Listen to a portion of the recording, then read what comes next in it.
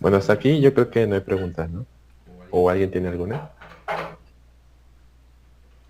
Sobre todo tal vez de las cosas que vimos en la clase pasada, de Grid, de Flexbox, este, de SAS, de todo lo que vimos las clases pasadas.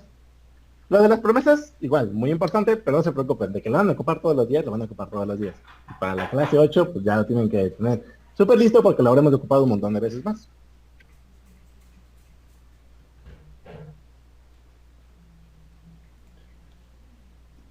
Bueno,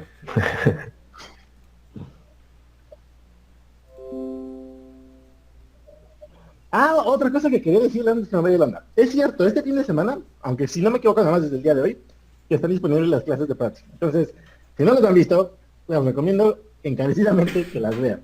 Que si van a ocupar algo de su tiempo de fin de semana para aprender algo, que lo ocupen ahí, porque no está disponible todos los días.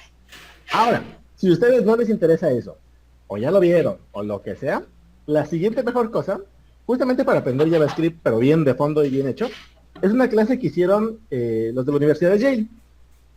Ellos tienen un curso de ciencia de la computación muy, muy, muy famoso que se llama CS50 o CS50. Lo deben de haber encontrado o lo tienen que haber visto en un montón de lugares. Si nunca lo han tomado ese curso y son los primeros semestres, se los recomiendo muchísimo. Eh, eh, y aparte del curso principal, tiene como que mini cursos esporádicos. Y hace un año o 2 años lanzaron un curso de desarrollo móvil con React Native. A pesar de que es muy específico, desarrollo móvil con React Native, las dos primeras clases nos caen como anillo al dedo. La primera clase es justamente lo básico de JavaScript, ¿no? Los tipos de lenguaje, hoisting, closures, no vimos herencia prototípica, pero se entiende más o menos la idea, scopes y cosas así. Entonces, si quieren adentrarse en algo mucho más técnico, se los recomiendo muchísimo. Eso sí está en inglés, lamentablemente, ¿no? Pero está muy, muy padre. Y las dos primeras clases nos quedan muy bien. La clase 0 es esta, y la clase 1, eh, siguiente, es justamente las cosas que si no me equivoco también ya vimos. Eggman Clip, otra vez cerraduras, los IFIs, aunque algún día platicamos de los IFIs y por qué casi no los ocupo, programación asíncrona, síncrona, el stack de ejecución, los callbacks y cosas así, promesas, async await. Entonces, básicamente lo que nosotros nos tomó un muy buen rato hacerlo, ellos lo comprimen bastante más y son bastante más técnicos. Así que si les interesa, adelante. pues ahora pasemos a ver lo que es Git y GitHub. Antes que nada, estas son herramientas muy, muy importantes para desarrollar aplicaciones, ya que son más que nada una tecnología, sino más bien se convierte como una herramienta o en un aliado para desarrollar de mejor forma nuestras aplicaciones. Básicamente lo que es Git es una herramienta que realiza la función de un control de versiones de nuestro código. Básicamente, nosotros cuando desarrollamos una aplicación, no es que nos sentemos en la computadora y hasta que no la terminemos ya nos paramos y listo, ¿no? Probablemente crear aplicaciones nos tome días o semanas o meses, dependiendo de la complejidad.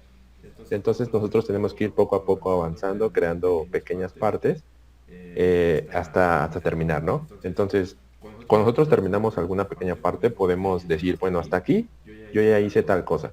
Entonces, si en un futuro me llego a equivocar, si en un futuro ya no funciona, o si en un futuro quiero regresar a ver cómo estaban las cosas, pues entonces le puedo decir a Git, oye, ¿sabes qué?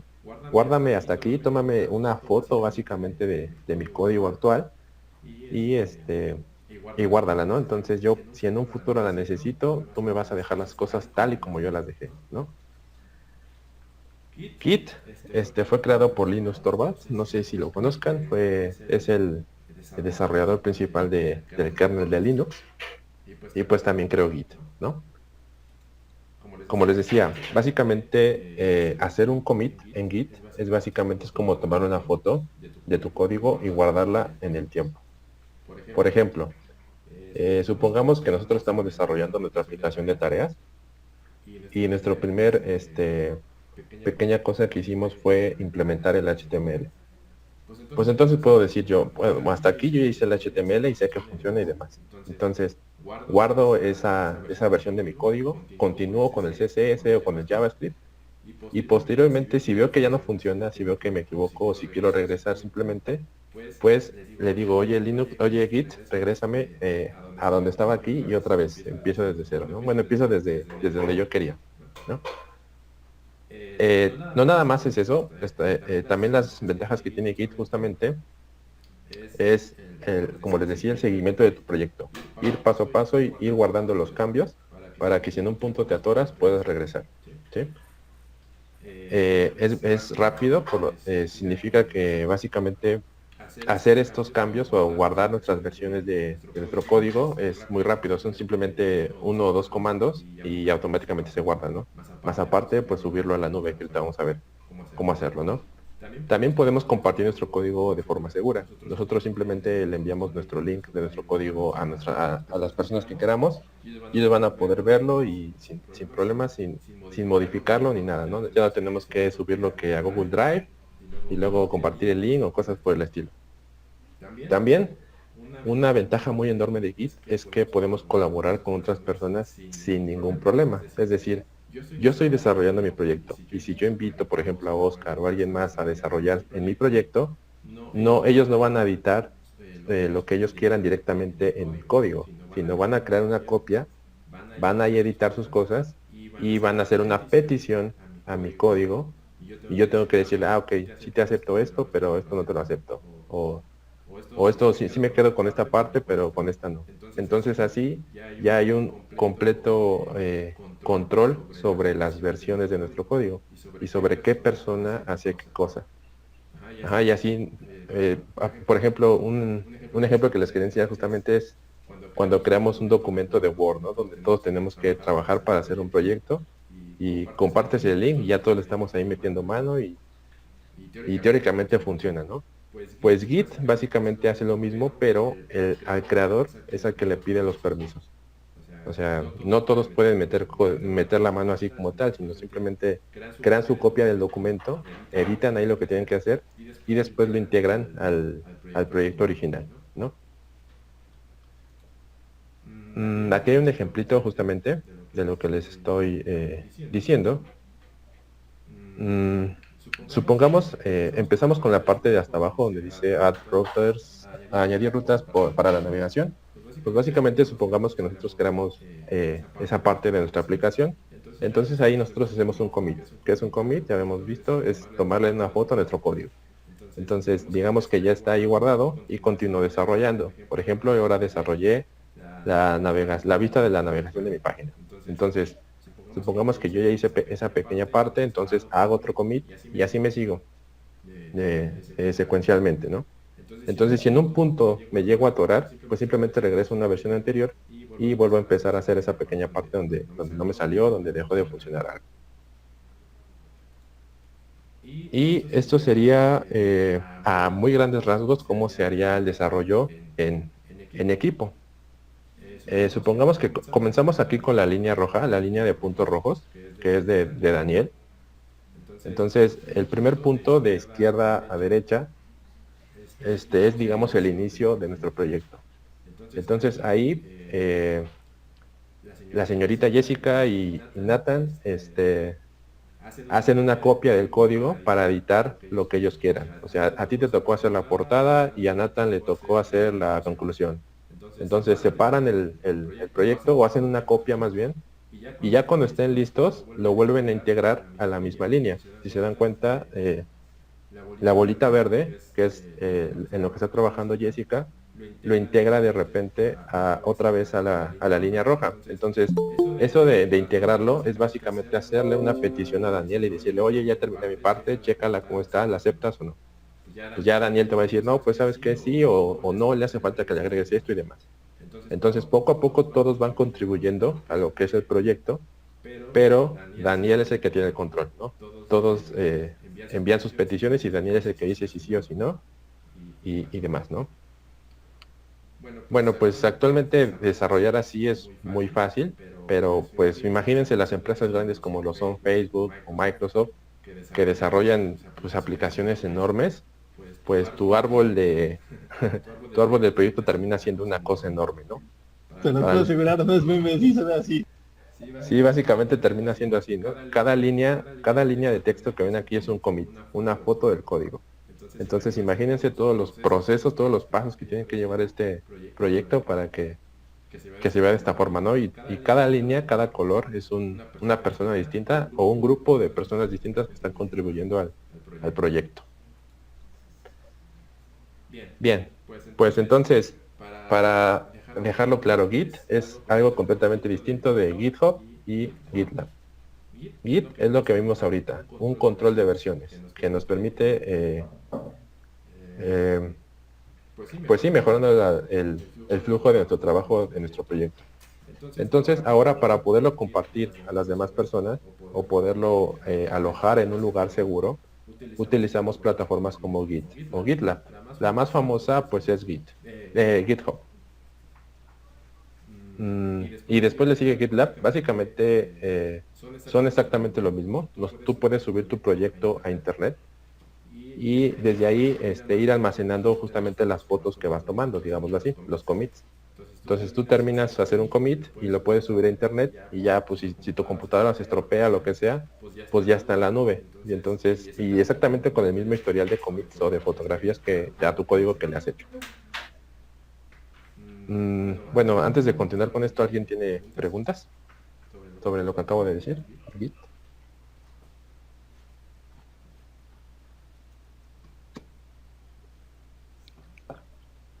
Yo en lo que se animan a preguntar, quiero comentarles que todo esto que vamos a ver, sobre todo esta clase, es muy, muy...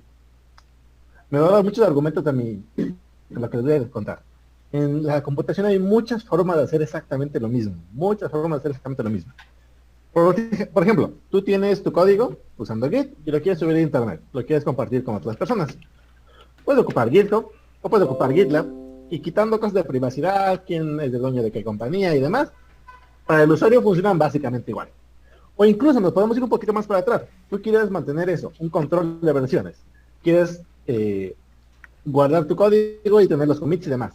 Git es una opción, pero ni siquiera es la única. Hay otra muy famosa que se llama Mercurial, que personalmente a mí me gusta más, pero casi nadie la conoce. Y son básicamente lo mismo. Casi que hay un traductor de... Este es el comando de una, este es el comando de otra y demás. Entonces, en la computación hay muchas maneras de hacer exactamente lo mismo. Ustedes se quedan con la herramienta que más les funciona, con la que tengan que trabajar. Digo, si su equipo ya está trabajando con GitHub, pues no está padre que se pasen todo a GitLab.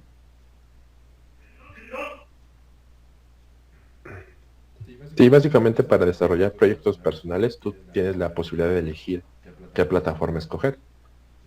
Sin embargo, ya cuando estás trabajando en una empresa, algo así, pues la empresa es la que te va a decir, oye, nosotros trabajamos con GitHub y con Git, pues ni modo, ¿no?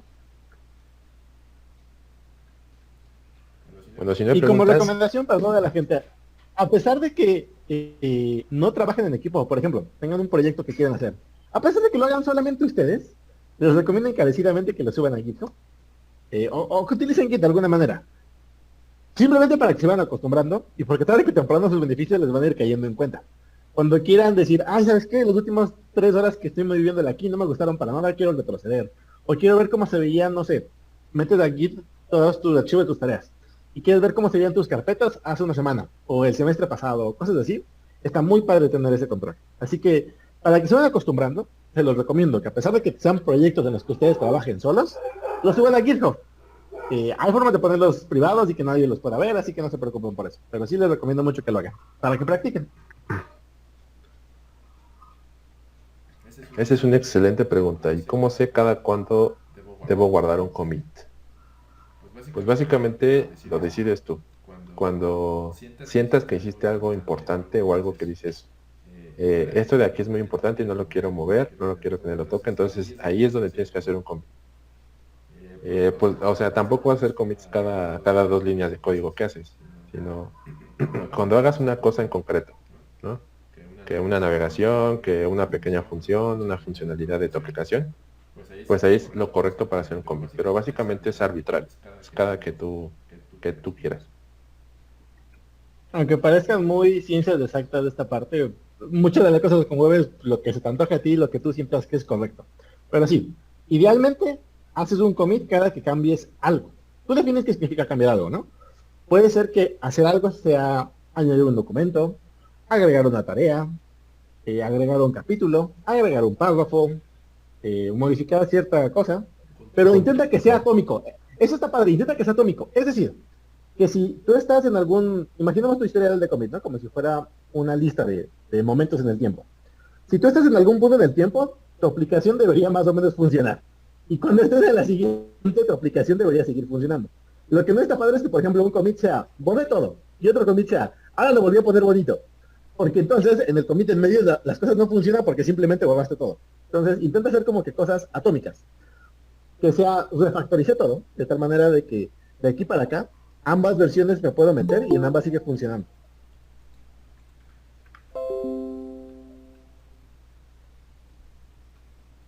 Bien, y justamente la plataforma de GitHub recientemente fue adquirida por Microsoft, así que yo digo que debe de tener cuidado, ¿no? Porque es una empresa privada, entonces. Bueno, pero sin embargo pueden seguir subiendo ahí sus proyectos sin problemas, ¿no? Ahora la pregunta es cómo hacerlo, ¿no? Cómo llevar todo ese control de versiones y demás. Pues básicamente de dos sopas. A la gente que le gusta mucho utilizar comandos en la pura terminal, ahí están todos los comandos de Git. De hecho, les vamos a dejar una lista de comandos de Git, que son los más importantes y demás. Y la otra es utilizar un software que lo haga cliqueando botones, ¿no? Uno de ellos, justamente GitHub, creó su propia aplicación que se llama GitHub Desktop. Yo no la conocía, de hecho la conocí por Oscar, porque creo que él lo utiliza mucho. Exacto. Yo utilizaba más la terminal, pero pues me gustó, de hecho, sí la uso. Voy a ser muy honesto, a mí me gusta igual la terminal. Durante 5 años me la pasé instalando Linux todos los fines de semana.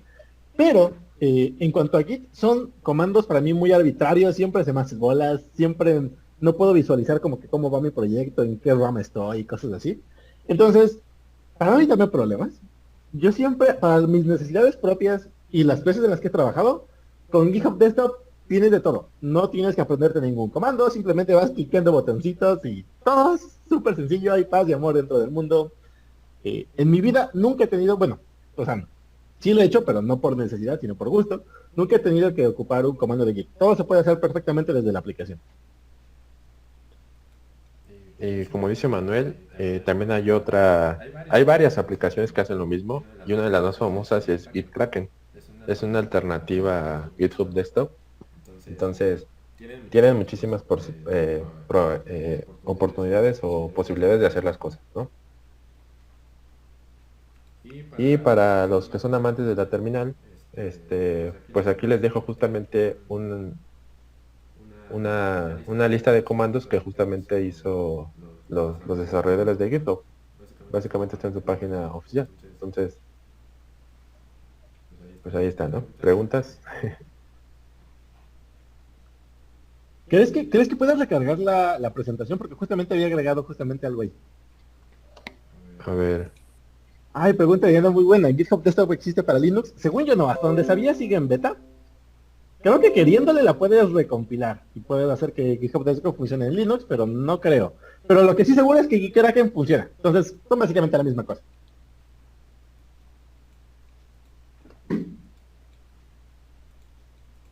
Otra pregunta interesante. ¿Cómo se manejan las ramas y esas ondas? Uy, Dios mío. Eso sí me puedo pasar media hora aquí explicando, así que te lo voy a dejar a ti, Liz, porque si no me voy a emocionar demasiado. Mm,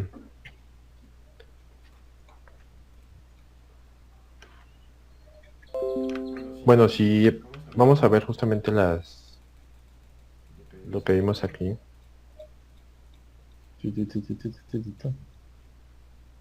Este es un ejemplo claro de cómo más o menos se verían en nuestra cabeza las ramas. Cada persona puede ser una rama, es decir, cuando tú empiezas un proyecto, por ejemplo el proyecto de Daniel, pues ahí no hay ramas, la única rama es la rama principal. De hecho, la línea de color, la línea con puntitos rojos, se conoce como rama principal, o rama main, o como lo quieras ver, ¿no?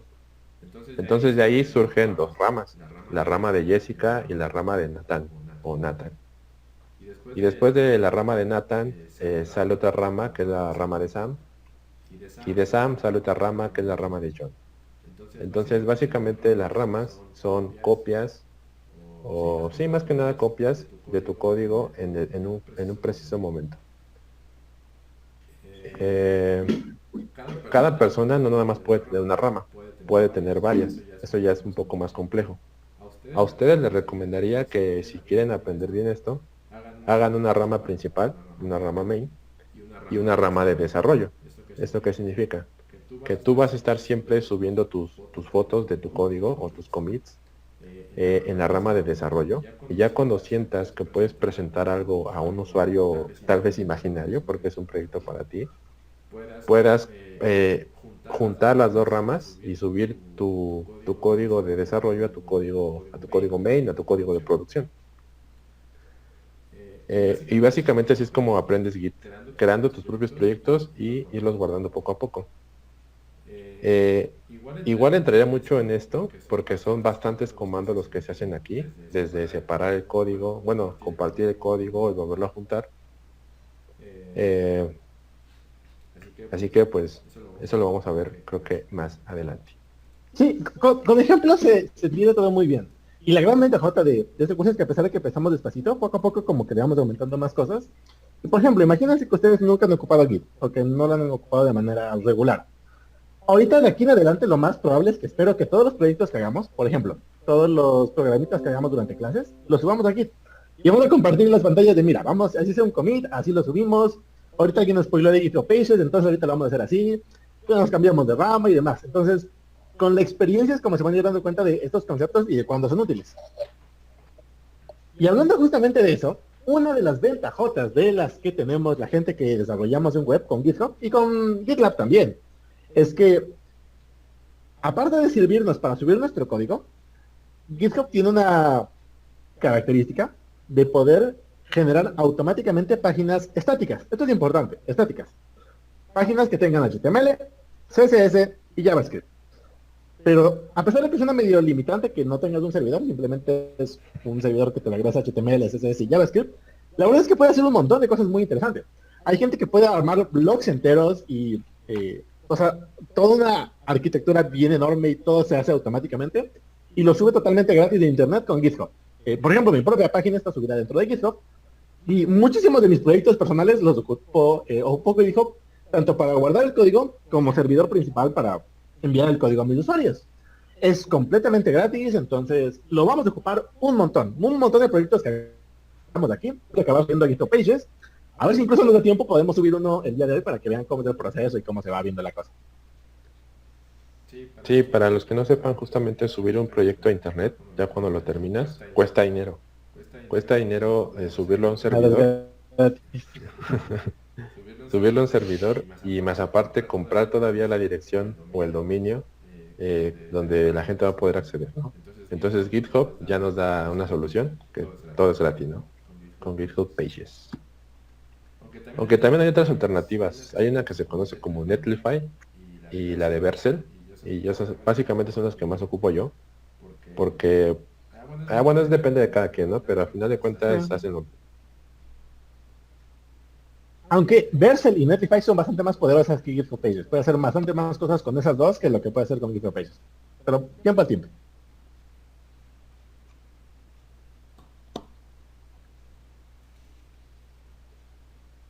Bueno, preguntitas de esto que estamos viendo. Porque ya vamos a entrar con cosas más complicaditas ahorita. Les digo que la idea con GitHub es, si no, o con Git en general, si no lo han aprendido, intentan hacerlo de poquito en poquito. Hoy se descargan GitHub Pages y se hacen GitHub Desktop y se hacen su cuenta. Mañana suben crean un nuevo repositorio con la tarea. Ahorita les mostramos justamente cómo hacer todo eso. Y que lo vayan ocupando. Con la práctica y con ir haciéndolo una y a cada rato es como van agarrando ideas. Lo de las ramas y demás, me puedo pasar aquí un muy buen rato hablando, pero nada más para decirte dos formas de vista diferentes que yo he visto que trabajan. Una forma de pensarlo es tú tienes como que tu rama principal, es decir, cómo se ve tu código oficialmente, el que sí envía a tu usuario, del que genera... El final. El final, y tienes un montón de ramas que van saliendo. Y generalmente lo que haces es una rama por proyecto. ah, mira, que se me antoja, no sé, estamos trabajando en una página web. Se me antoja añadirle la capacidad del modo oscuro. Ah, pues hago una rama, que es básicamente como dejar una línea paralela y empezar a modificar la línea paralela y después intentar volver a unir la línea normal. Eso se puede hacer. Hay otra forma de trabajar que lo que haces es, tienes la línea principal y simplemente haces pequeños saltitos sobre ella, pero siempre trabajas sobre la línea principal. Entonces, mientras que en una forma de trabajar haces como que líneas alternativas y te llevas así una semana, 2 semanas, 3 semanas, 4 semanas, 2 meses, en la otra es como que un par de horitas, modificas algo chiquito y de regreso. Modificas un par de cosas chiquitas y de regreso. Sinceramente solamente he trabajado con esa última. Todos los trabajos en los que he tenido justamente se basan por esa idea. Tener como que una principal que siempre funcione y todos los cambios tienen que modificar algo chiquito, pero tiene que seguir funcionando. Y haces eso cada ratito. Pero para gusto colores. De hecho, ustedes pueden empezar a utilizar GitHub con sus propias tareas. O, pues sí, básicamente con sus tareas, con sus apuntes de la escuela o demás, los pueden ir guardando en GitHub y ya está. Así van aprendiendo lo que es, cómo se utiliza. Que de hecho eso es algo que es muy importante para nosotros. Yo creo que algo que sí le falta a la escuela es que nos enseñen a utilizar Git y GitHub, porque básicamente es esencial. O sea, a cualquier empresa que vayas, te lo piden. Es como que ya de cajón que sepas Git y GitHub. Entonces, Es como si fueras un escritor que no sabe usar Word. Es como que algo anda raro aquí, ¿no?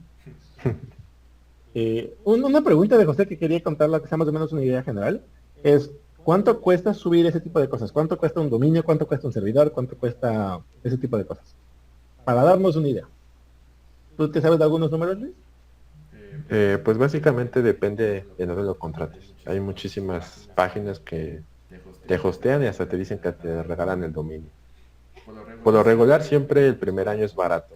Te cuesta como 200 pesos, Como la 300 droga. pesos, ajá, subirlo. Pero para renovar, para el siguiente año ya te cuesta 2,000 pesos, 3,000 pesos y tú dices, what the fuck, ¿por qué tanto? Pues es básicamente así, es como, pues como son las cosas, ¿no? El primer año siempre es muy barato y a partir del segundo ya te cuesta fácil arriba de 1,000 pesos, juntando el host y el dominio, que es la URL por donde van a acceder a tu página. Pero como les digo, pueden utilizar Git y GitHub Pages, Netlify o Vercel. Sí. Que Hay los vamos formas de a... hacer muchas estas cosas. Hay mucha forma de hacer estas cosas gratis. Puedes usar los créditos de Azure. Hay páginas que te dejan ejecutar código de Python o de Go, de cosas así. Ya tienes la parte del frontend con GitHub. Entonces se puede medio hacer muchas cosas sin tener que pagar nada. Pero sí, un buen aproximado sería como eso. Unos 1,000 pesos al año por todo el paquete enorme. Y hay muchas formas de hacerlo. Pero habrá otra clase en la que hagamos de eso. Pero para darte una idea. Y de hecho, si ustedes ya tienen su correo institucional, pueden aplicar para el paquete de estudiante de GitHub. Sí, es cierto. El de educación. No manches, no sé por qué no se lo hemos dicho. Y Es ahí más, te dan ¿pueden abrir la página ahorita para que vean todas las cosas que te dan? Ajá, sí, pues.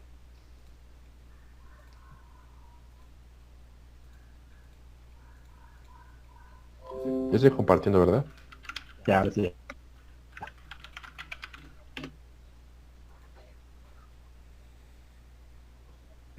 Pues básicamente con su correo institucional del IPN, GitHub ya lo tiene almacenado como que ya son estudiantes.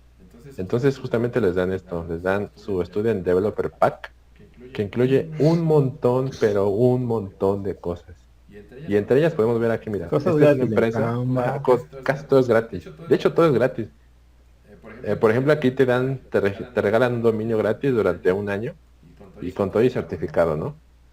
Y por ejemplo te dan puntos para Microsoft Azure, DigitalOcean, tienes todo el paquete de JetBrains de editores o de IDEs para desarrollar. Tienes aquí todavía otro año más con esta empresa para crear otro dominio. Tienes Unity, esta no lo conozco. Es una página de cursos relativamente buena, sobre todo si quieres enfocarte en entrevistas. Tienen bastante cursos de esos. Ah, pues aquí pueden checar los cursos, incluso de desarrollo, aunque yo creo que todo está en inglés, ¿no? Pero aún así, tarde o temprano tenemos que aprenderlo, ¿no? Es requisito para titularnos, entonces Y hablando de También, cursos, la que más me gusta por mucho que te ofrece GitHub es justamente el de Frontend Masters. Frontend, obviamente por su nombre, está súper enfocado en web y hay un montón de cursos muy buenos. Por ejemplo, recomendación personal, hay uno de Svelte, que platicaremos en un par de meses, de ujú. Svelte, hecho por el mismo Richard Harris, la persona que crea Svelte, entonces está muy padre. Sí, justamente aquí donde yo también aprendí muchas cosas de JavaScript y algunas cosas de React. Por ejemplo, Heroku es justamente una plataforma para subir tus aplicaciones, pero aquí ya son aplicaciones ya mucho más complejas que solo HTML, CSS y JavaScript. Entonces, justamente aquí te dan creo que 1 o 2 years, 1 o 2 años pues de algo, ¿no? Entonces, tienen que aprovechar todo esto. Aquí hay para crear otro dominio, la versión La de versión GitKraken profesional. Creo que este sí es un hosting para subir tus aplicaciones gratis por 1 año y descuentos para a partir del segundo. Y así ahí siempre puedo pasar toda la hora explicándole un montón de cosas que tienen aquí. O sea, son arriba de 100 cosas, de 100 descuentos que tienen que aprovechar básicamente. Entonces nada más le dan aquí en Get Your Pack y les va a pedir su correo y como en 2 o 3 días le dicen ya lo tienes o no. Aunque si todos meten su correo del poli, pues ya, es obvio que sí se les van a dar, ¿no? o el de ciencias. O el de la UNAM, ¿no? Exacto. Sí, también. Si no me equivoco, lo que checan es del dominio, que sea un punto .edu o arroba tech o arroba lo que sea. Me han dicho aquí pueden buscar las categorías, ¿no? Para desarrollo de videojuegos, o qué empresas te regalan o te dan promociones sobre un dominio, que son estas tres, eh, para subir cosas a la nube, DigitalOcean, las que ya hemos visto, ¿no? Y así, son muchísimas cosas las que hay aquí. De hecho, les voy a compartir el link para que si lo quieren checar una vez. Demasiado tarde ya te ganaron. F. Gracias.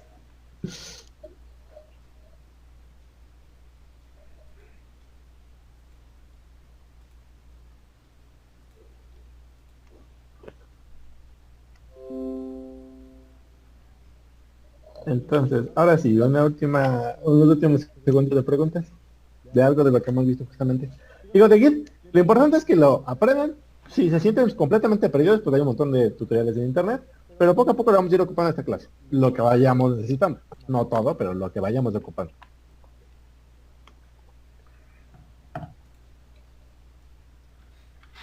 Bueno, pasemos entonces al siguiente tema, que es Node y NPM.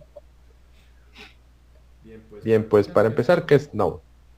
Eh, bueno, aquí la pregunta es, ¿cuál recomienda? ¿GitHub Desktop o GitKraken? Eh,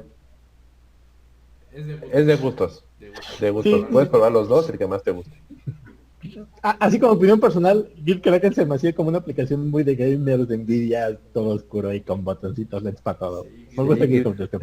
GitKraken se ve bien chido. Y ahí se puede ver justamente el árbol de ramificaciones de tu proyecto. Cosa que no tiene GitHub Desktop, por ejemplo. Totalmente. Pues Node.js básicamente es un entorno. Que se pueden subir imágenes a GitHub, por supuesto que Sí. sí. De forma gratuita solamente puedes llenar 500 megas entre todos tus proyectos que hagas, por si no lo ¿En sabían. serio? Sí, No, según yo, esa limitación se tiene que haber quitado con el... Bueno, supongo que una cuenta básica sí, pero con la de educación se tiene que haber quitado, porque he subido bastantes gigas a GitHub y no me han baneado todavía. bueno, con la de educación creo que sí, no hay límite. Y creo que justamente ese límite solamente es con repositorios privados. Si todos tus repositorios son públicos, ahí sí tienes espacio ilimitado. Entonces, puedes subir ahí lo que quieras. Suben sus tareas, gente. Bueno, pues Node.js ahora sí es básicamente un entorno de ejecución de JavaScript que nos permite ejecutar JavaScript del lado del servidor. Anteriormente no se podía. Si tú querías hacer frontend y backend, pues del backend tenías que aprender Python o Java o algo por el estilo.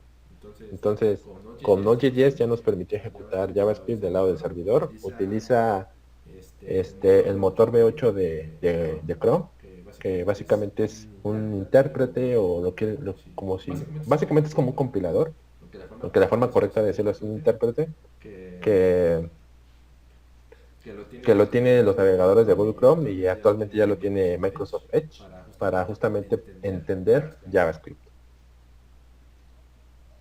Pues aquí hay una diapositiva de Deno, que es justamente una alternativa a Node, que apenas es nuevecita. Pero yo la he intentado utilizar. Es básicamente lo mismo, solamente que creo que los paquetes están en la nube. Ajá, no tienes que descargar los paquetes. Pero yo lo he intentado utilizar y hay muchísimas fallas y muchísimos problemas y cosas que tienes que hacer. Entonces todavía está muy verde, así que eso no lo vamos a ver todavía. Pero para que vean que, o sea, hay 50 formas de hacer exactamente lo mismo. La web, sobre todo frontend, le encanta reinventar la rueda cada rato y hacer 50 librerías que es exactamente lo mismo. Ajá. Bueno, pues con la llegada de Node, y que ya puedas utilizar JavaScript del lado del servidor, pues la gente empezó a crear muchísimos y muchísimos paquetes para utilizar. ¿Qué es un paquete? Pues básicamente es un trozo de código, un módulo de JavaScript, como lo hemos visto, como nos enseñó Oscar, de import y export. Pues básicamente tú creas tu propio código que haga algo, una función tal vez, o una librería de algo, y con eso lo compartes al mundo y la gente puede utilizar tu código para su proyecto. Y es como actualmente pues se hace la web así. Y para poder hacerlo necesitamos de NPM. NPM significa Node Package Module. No, Node Package Manager, un administrador de paquetes de Node. Aquí es donde básicamente están todas las librerías de JavaScript que conozcan, ya sea React, Next, Babel, TypeScript. Ahí están todas las librerías allá arriba, ¿no? Entonces, tú nada más descargas Node, automáticamente se descarga NPM, porque vienen de la mano, y tú nada más haces un comando para descargar las cosas que tú quieras, y ya está, ¿no? ¿Qué cosas tienes que descargar? Pues las que necesites. Por ejemplo, si tú quieres una librería para crear un servidor, está Express, está... ya se me olvidaron ahorita, pero por ejemplo está Express, entonces básicamente investigas cómo funciona Express, te vas a la página del desarrollador o de los desarrolladores y ya, la puedes utilizar en tu proyecto. Justamente como lo que hice, creo que fue la clase pasada, lo que vimos con SAS, yo descargué un paquete que se llama Node SAS, que me permite compilar SAS. O sea, alguien programó ese paquete, yo no sé cómo funciona por dentro. Lo único que sé es que tengo que estudiar cómo funciona. Entonces la descargo y la utilizo y ya está. Una alternativa en Pien es Yarn. Preferentemente yo utilizo Yarn más que nada por la velocidad. Cuando tú creas un proyecto grande, tienes que descargar muchos paquetes. Y pues con NPM, a diferencia de Yarn, Yarn es mucho más rápido para descargar todo esto. La única desventaja que yo veo, o sea, es exactamente lo mismo. Es un manejador de paquetes, pero es una alternativa nada más a NPM. Ajá. La única desventaja que yo le veo justamente es que no tiene todos los paquetes que tiene NPM. O sea, como que todos los desarrolladores no han subido su repositorio o algo así a Yarn. Porque si yo quiero descargar de repente un paquete y me dice que Yarn no lo encuentra, y lo descargo con NPM y sí está. Entonces, ¿qué me dice eso? Pues que en Yarn no lo han subido. Pero pues básicamente ya todos están migrando a Yarn. Y los proyectos más importantes ya están ahí en Yarn. Así que pueden ocupar el que quieran.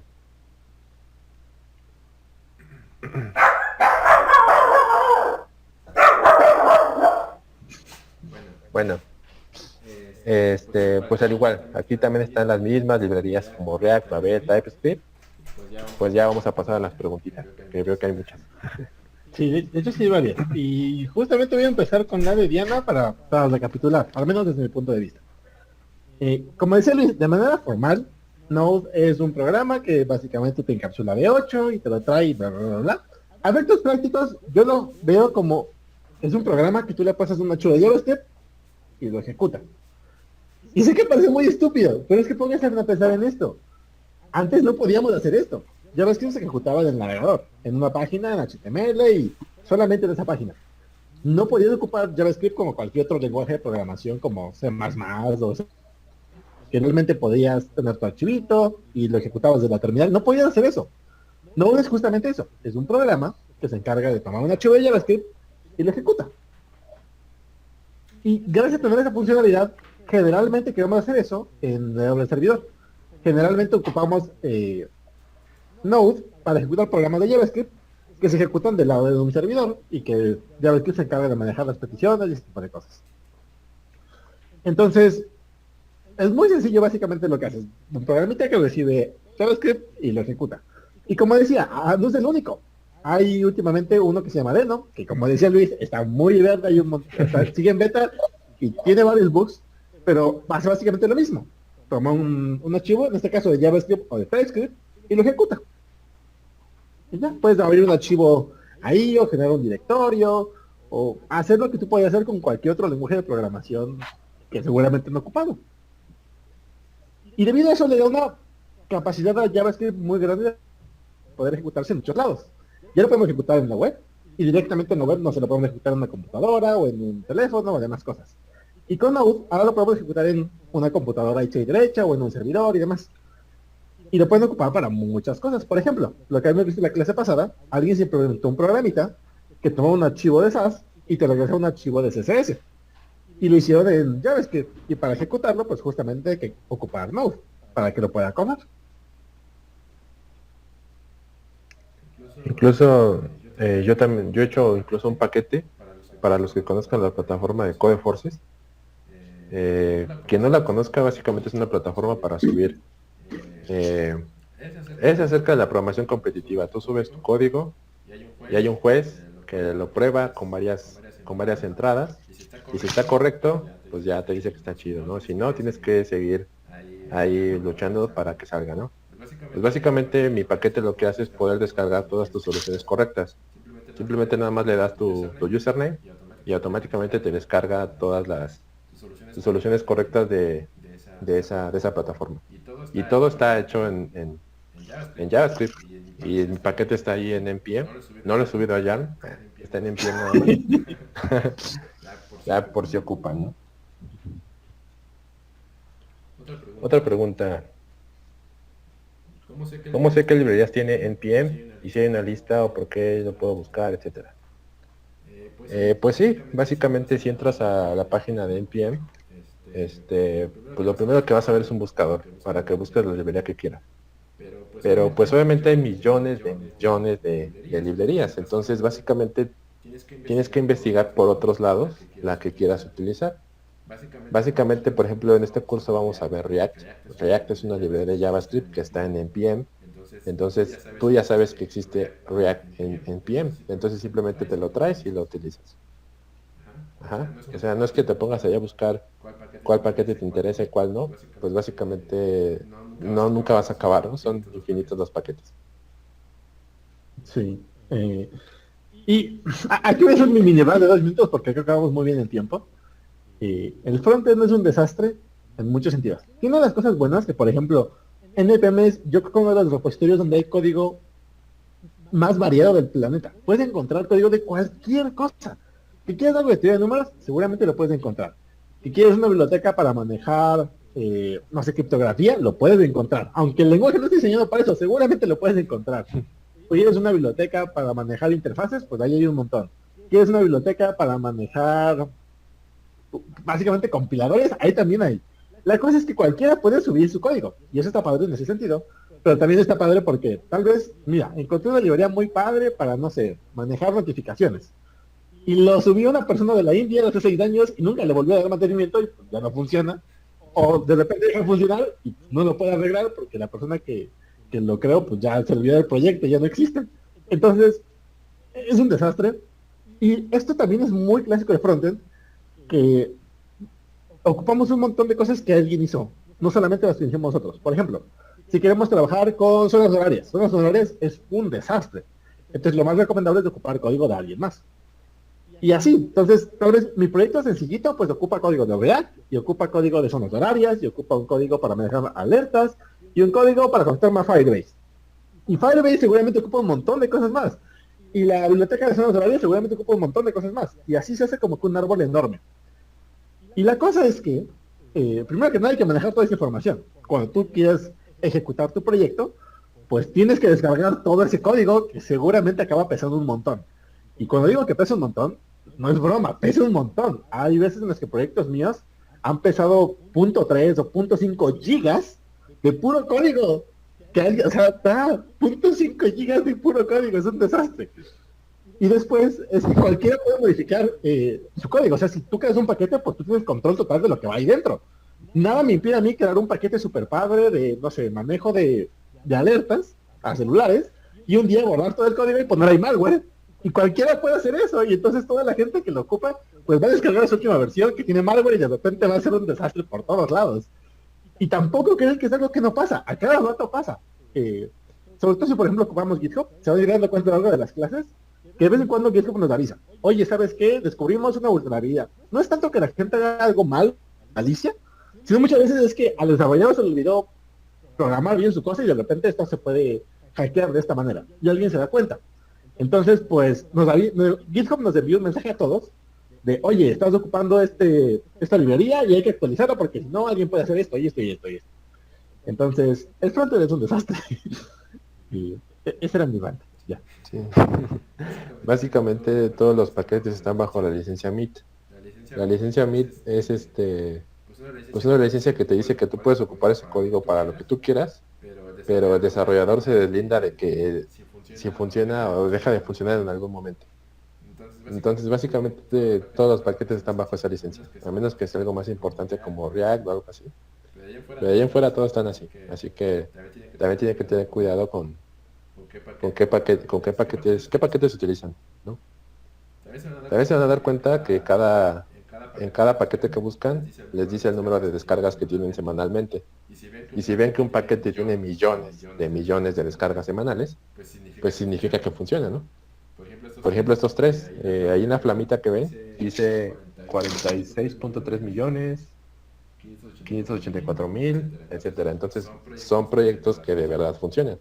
Y son descargas semanales. Entonces, pero si ven un proyecto que nada más lleva 10 descargas y está hecho en la India, pues, pues no, ¿verdad?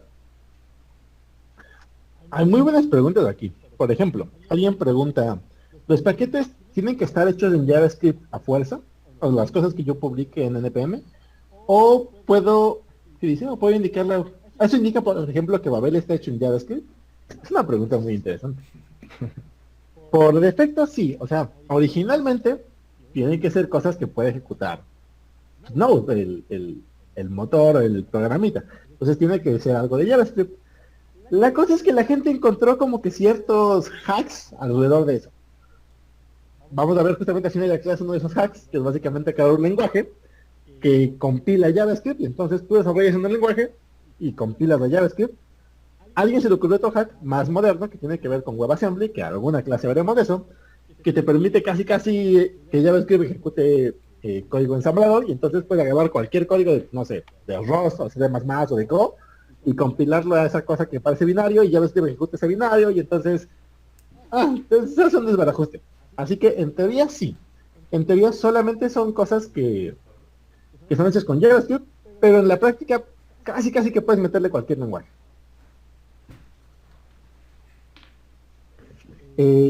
Por ejemplo, déjame tomar el control.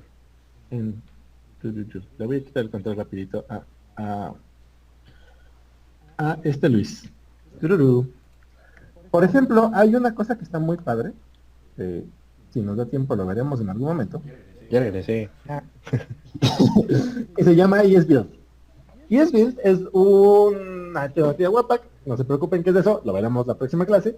Pero estas herramientas son cosas que ya existen y están hechas en JavaScript. ESBuild está hecho en Go y compilado en Go para algo que se parece a binario, que se llama WebAssembly, que lo veremos en alguna otra clase. Y entonces se nota la diferencia, ¿no? ESBuild tomó .37 segundos y estas ya van por los 36 segundos. Se va a tomar mucho más tiempo, ¿eh? Entonces, tiene las ventajas de que esté hecho en JavaScript. Tú puedes leer el código, puedes modificarlo y demás. Pero JavaScript a veces es muy lento. Y hay cosas en las que se nota. Se va a notar al momento de que lo vayamos cosas de que está muy lenta la cosa a veces. Sí, para desarrollar yo creo que necesitan a veces una buena computadora porque luego sí tarda bastante hacer las cosas. Y es que en general la gente de frontend no es como que le importe mucho el performance. Les vale la complejidad de todo, así que tengan cuidado. Otra pregunta. ¿Qué es AWS? Y supongo que si lo veríamos en el código. Te los puedo contar así de pronto, pero nunca yo he trabajado con cosas de eso, así que si Luis sabe lo veremos, pero si no, tendré que invitar a algún amigo que sí sepa, por ejemplo, a Gober y ya, que les platique alguna clase de eso. Básicamente son servicios que te proporciona Amazon. Te proporciona una base de datos, alojamiento, funciones Lambda, es un paquete completo de muchas herramientas para crear aplicaciones. Sin embargo, tiene básicamente su propia forma de hacer las cosas.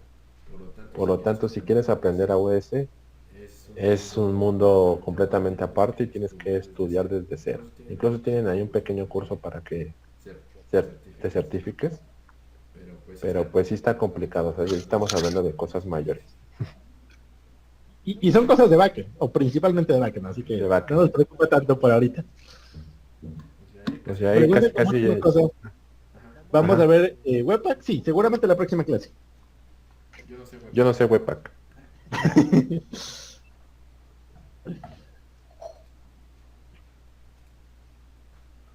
Las preguntas de lo que llevamos hasta ahorita. Les digo, NPM, no odio llamar, lo mismo que con Git.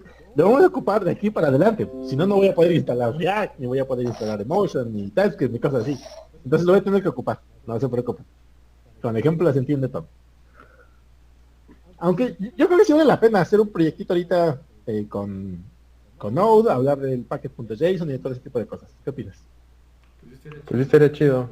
¿Lo quieres hacer ahorita o después de TypeScript? A ver, déjame ver qué cuánto tenemos de tiempo. Ah, no, sí tenemos tiempo si quieren. Sí tenemos tiempo de una vez hacerlo ahorita. Entonces no hay preguntas.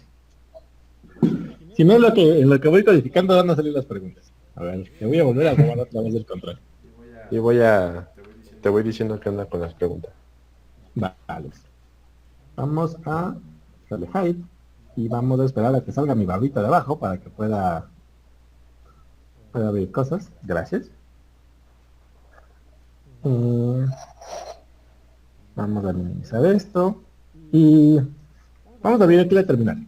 Bien, entonces lo que les decía, no, es más, vamos a hacer un archivito de JavaScript sencillito para que vean qué onda. Digo que deberías de decirles cómo descargar Node, ¿no? Sí. Ah, bueno, sí, cierto. Bueno, según yo es relativamente sencillo. No, pero para que sepan. Sí. De la misma página principal tienes dos versiones.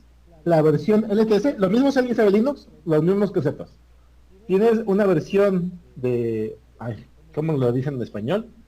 De soporte de largo tiempo, o sea, va a ser estable, la van a seguir actualizando, todos vamos a seguir ocupando esa como que de manera correcta.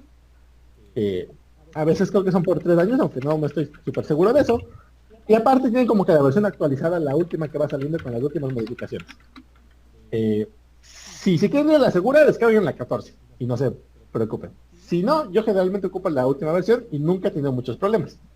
Así que tampoco se preocupen mucho por cuál instalar. Automáticamente cuando entren a esta página les va a decir cuál es el instalador que necesitan para su sistema operativo. Con Windows y con Mac es relativamente sencillo, y con Linux, sinceramente, creo que desde apt-get lo pueden descargar. Así que tampoco está tan difícil. Si quieren checar si tienen Node, pues Node. Y de hecho, funciona bastante. Ay, Dios mío, cómo me salgo. Control C. Ayuda. Ya, punto exit. Sinceramente, si alguien ha trabajado con Python, esto le va a dar muchos como que déjà vu, porque es muy parecido trabajar con Node que trabajar con Python.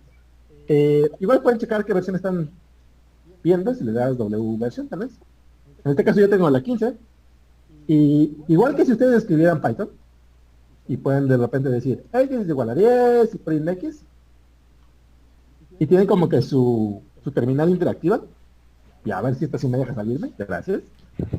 O tiene básicamente lo mismo, tienes tu terminal interactiva y le puedes decir let x igual a 10, console.log igual a x, y ya está, ¿no? Y creo que era punto exit para salir. Gracias. Entonces, pueden trabajarlo como si fuera interactivo, como una especie de calculadora. No sé nunca por si quisieran hacer eso, pero de que se puede, se puede. Pero lo mucho más común es tener archivos que tú vas a ejecutar. Por ejemplo, hagamos un archivo que se llame demo.js. Y déjame ponerlo en la carpeta en la que estoy. Aquí está mi demo.js y lo único que voy a hacer va a ser let x igual a 1 y 2. Bueno, ¿qué les parece? Algo así como let x y y. Y vamos a imprimir la x y en una nueva línea imprimimos la y. Y entonces yo desarrollé una aplicación súper compleja y demás, y yo la quiero ejecutar en mi computadora, no en el navegador, en mi computadora. Simplemente le dices no y ejecuta cierto archivo. Ay, ¿por qué se murió? Ah, porque no existe print, claro. Cancel.la. Y ahí está. Entonces, eso es básicamente lo que hace Node. Te permite tomar algún archivo de JavaScript y ejecutarlo directamente en tu computadora. También, obviamente que Node te da ciertas características extra. Por ejemplo, una función para leer archivos de tu sistema operativo, para escribir archivos, para hacer llamadas al sistema, para hacer cosas que casi cualquier otro lenguaje ya tiene por defecto, ¿no? ¿Qué otra cosa podemos hacer? Ah, bueno, casi nadie hace esto. Node también tiene una forma estándar, está muy padre, y una forma estándar de manejar proyectos. De aquí en adelante espero que todos los proyectos que hagamos los hagamos así. Y la forma es muy sencilla. Le dices npm init. Y lo que va a hacer es justamente generar un paquete de npm. Paquete o proyecto para nosotros va a ser más o menos igual, aunque tiene sus diferencias. Pero vamos a crear un proyecto básicamente, ¿no? Y te va a ir diciendo varias cosas, te va a preguntar varias cosas, ¿no? Por ejemplo, ¿cómo quieres que se llame el paquete? Vamos a llamarlo demo. ¿Qué versión quieres que tenga el paquete en este momento? La 0.0.1. ¿Qué quieres que sea la descripción del proyecto para que cuando lo subamos de internet la gente pueda buscar? A demo for a class. ¿Dónde quieres que empiece tu aplicación? Así como en lenguajes de programación como C o Java, tienes que siempre buscar el main y a partir de ahí moverte. En JavaScript lo que va a hacer es darle un archivo de origen y a partir de ahí se va a ir a empezar a mover, ¿no? Por defecto, index.js creo que tiene bastante sentido. ¿Quieres algún comando para ejecutar los TS automáticos? Yo no le voy a poner nada porque no tengo ninguno. Si tienes algún repositorio de Git que esté asociado, también no los puedes poner. Tampoco le voy a poner nada. Te deja poner algunos keywords. ¿Quién va a ser la persona que lo creó? ¿Qué licencia? Y por defecto ocupamos esta. Y ya está. Ya voy a poner que sí. Y ya está. Bien, ¿qué es lo que acaba de pasar? Se nos acaba de crear, ay Dios mío, se nos acaba de crear aquí dentro un archivito que es muy importante que se llama packet.json. Este archivo lo vamos a andar ocupando bastante durante las próximas clases. Y es básicamente un archivo que nos dice la meta información de nuestro proyecto, información acerca del proyecto. Que es básicamente lo que dijimos ahorita, ¿no? El nombre, la descripción, dónde tienen que empezar las cosas, el autor, la licencia que está ocupando. Y aquí hay uno importante que se llama scripts. Y scripts nos permite ejecutar ciertos comandos de manera un poquito más sencilla. Ahorita no lo vamos a tocar, pero justamente la próxima clase o al ratito tocamos esto un poquito más. Y ya, imaginemos, bueno, vamos a hacer un proyecto un poquito más realista, ¿no? Vamos a hacer algo como npm demo, no, npm init demo menos y. Bien, ¿qué acabo de escribir? npm es lo que les habíamos dicho de para manejar paquetes. Init para crear un nuevo paquete. Demo es el nombre del paquete, lo puede haber llamado Pepe. Y menos y para decir que por defecto ponga todas las cosas vacías, que no me vuelva a preguntar esto, simplemente para no aburrirlo de ahorita. Y ahora, ¿por qué se murió?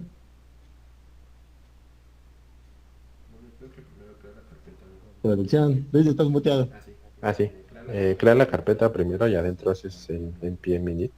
Ah, claro. Déjame caer. Pepe. Sí, ya Pepe. Y ahora sí ya puedo hacer npm init menos yes. Thank you. Aquí está, tengo mi carpetita en la que ya está el packet.json. Y ahora, por ejemplo, imaginemos, vamos a hacer un proyecto decente, ¿no? Que haga algo. Por ejemplo, ¿qué podríamos hacer? El timer. ¿No? Un timer estaría padre, no sé si nos dé tiempo, pero podemos intentar hacer un timer. Signo de interrogación, ay Dios mío. algún Vamos a ver. fetch y usas Axios. Vamos a intentar hacer justamente algo que ni siquiera tenga que ver con HTML ni nada así, solamente puro JavaScript, me parece. Entonces vamos a eliminar este archivito y vamos a crear un nuevo archivo aquí que se llame index.js. Y entonces vamos a primero asegurarnos de que funcione, ¿no? Console.log y le ponemos hola. Vale, pues. Y aquí donde lo habíamos puesto, teníamos varios comandos. Podríamos generar nosotros los comandos que se nos pegue la gana. Por ejemplo, uno que se llame run, que lo único que haga sea node, y que vamos a ejecutar el index.js, ¿no? Index.js. Y ya. Entonces tenemos nuestro archivito que nada más hace un hola, y el packet.json que tiene aquí la meta información de nuestro proyecto. Entonces puedo hacer algo así como npm, run, y ya, ¿no? Ah, claro. Bueno, run tal vez no es un buen nombre. Start. Start, me gusta el start. Vale, pues. Entonces es npm, run para correr los comandos, y le pones en este caso start. Ya, ejecuta el hola. Puedes tener aquí otro comando que se llama test, que lo único que va a hacer es hacer un eco y te va a decir, oye, no tengo ningún comando para test, lo puedes ejecutar npm run test y te ejecuta, ¿no? Y te lanza los warnings porque le dijiste que no tenías eh, ningún comando para test. Déjame hacer esto un poquito más chiquito. Bien, entonces, esto es un proyecto sencillito que no hace absolutamente nada. Ahora, ¿qué pasaría si yo, por ejemplo, encontrara una biblioteca o una librería muy bonita que se llama Axios? Que justamente nos ayuda para hacer cosas. Este Axios no, esto es Creo una. que ese Axios no. Ese Axios no. Es un periódico bastante bonito, pero ese Axios no. Eh,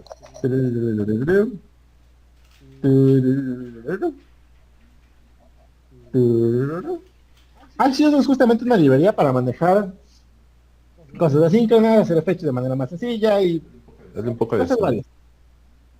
A ver si se puede ver un poquito más. Por ejemplo, tenemos la funcionalidad para literalmente mandar a llamar al servidor y tener cierta información, y lo que hemos visto las clases pasadas del punto den, del punto catch y demás, ¿no? Entonces, Axios se ve sencillito, sencillito. Así que vamos a ocuparlo. Ahora, imaginemos que yo quiero descargar Axios. ¿Cómo lo hago? Ahí déjame limpiar esto. npm o YARN, como ustedes quieran, pero... pero por favor, nada más hagan una por proyecto. Si deciden que en su proyecto ocuparon YARN, ocupen YARN. Si en su proyecto están ocupando NPM, ocupen NPM. Si no, se hace un desbarajuste incluso peor que el que se les va a hacer. Así que, por fin, nada más eligen alguna de las dos. Pero bueno, supongamos que esta librería Axios me gustó y que yo la quiero ocupar, ¿sale? Entonces, aquí de hecho incluso te da el comando necesario. Y tampoco es que está muy difícil. npm install y Axios. Hay varias formas de instalar cosas de... Bueno, esto lo que va a hacer es instalarlo justamente en donde estamos trabajando ahorita. Noten que se nos declararon dos nuevos archivos. Un archivo que se llama el packet.json log, que nos dice exactamente cuál versión descargamos, de dónde la descargamos, algo de criptografía para asegurarnos que sí descargamos la cosa que de verdad descargamos y cosas así. Por ejemplo, nota que Axios depende de otra librería que se llama follow redirect, y entonces tuvimos que descargar esa librería también. Entonces, a pesar de que yo solamente descargué Axios, ya tengo dos librerías que estoy ocupando. Hay una carpeta muy importante que van a ver en un montón de memes que se llama Node Modules. Ahí se va a descargar todo lo que descarguen ustedes de internet. En este caso tengo la carpeta de Axios y aquí literalmente está básicamente todo el código de Axios completito. Y aquí está todo el código de follow redirect. Entonces, literalmente dentro de Node Modules va a vivir todo el código de todas las librerías que ustedes ocupen. Por lo tanto, es que esta cosa de repente puede crecer mucho de tamaño. Ahorita que vamos Git, hay que acordarnos de no subir esta cosa porque si no vamos a andar subiendo un montón de información basura. Pero bueno, ya la descargamos. Ahora, ¿qué hacemos? Vamos a ver si por defecto no agarra el import, pero no estoy muy seguro de que lo haga. Vamos a hacerlo con los de igual. Y ahorita les platico este desastre porque ya sabemos de... En el PM ya lo podemos ver. Entonces, literalmente vamos a imprimir Axios a ver qué es lo que tiene aquí dentro. ¿Sale? npm run start. Y aquí está. Esto es todo lo que tiene Axios. Y puedo, por ejemplo, decir axios.get y obtener alguna URL. Que por ejemplo, Breaking Bad, URL, API. no, API, sí se llamaba. No, que estoy medio disléxico y a veces no escribo bien. Déjame ver cuál era el, el link que necesito. ¿Base URL? Ah, no, espérame. Incluso mejor que esta. Quote. Esta era bastante más sencilla de ocuparse.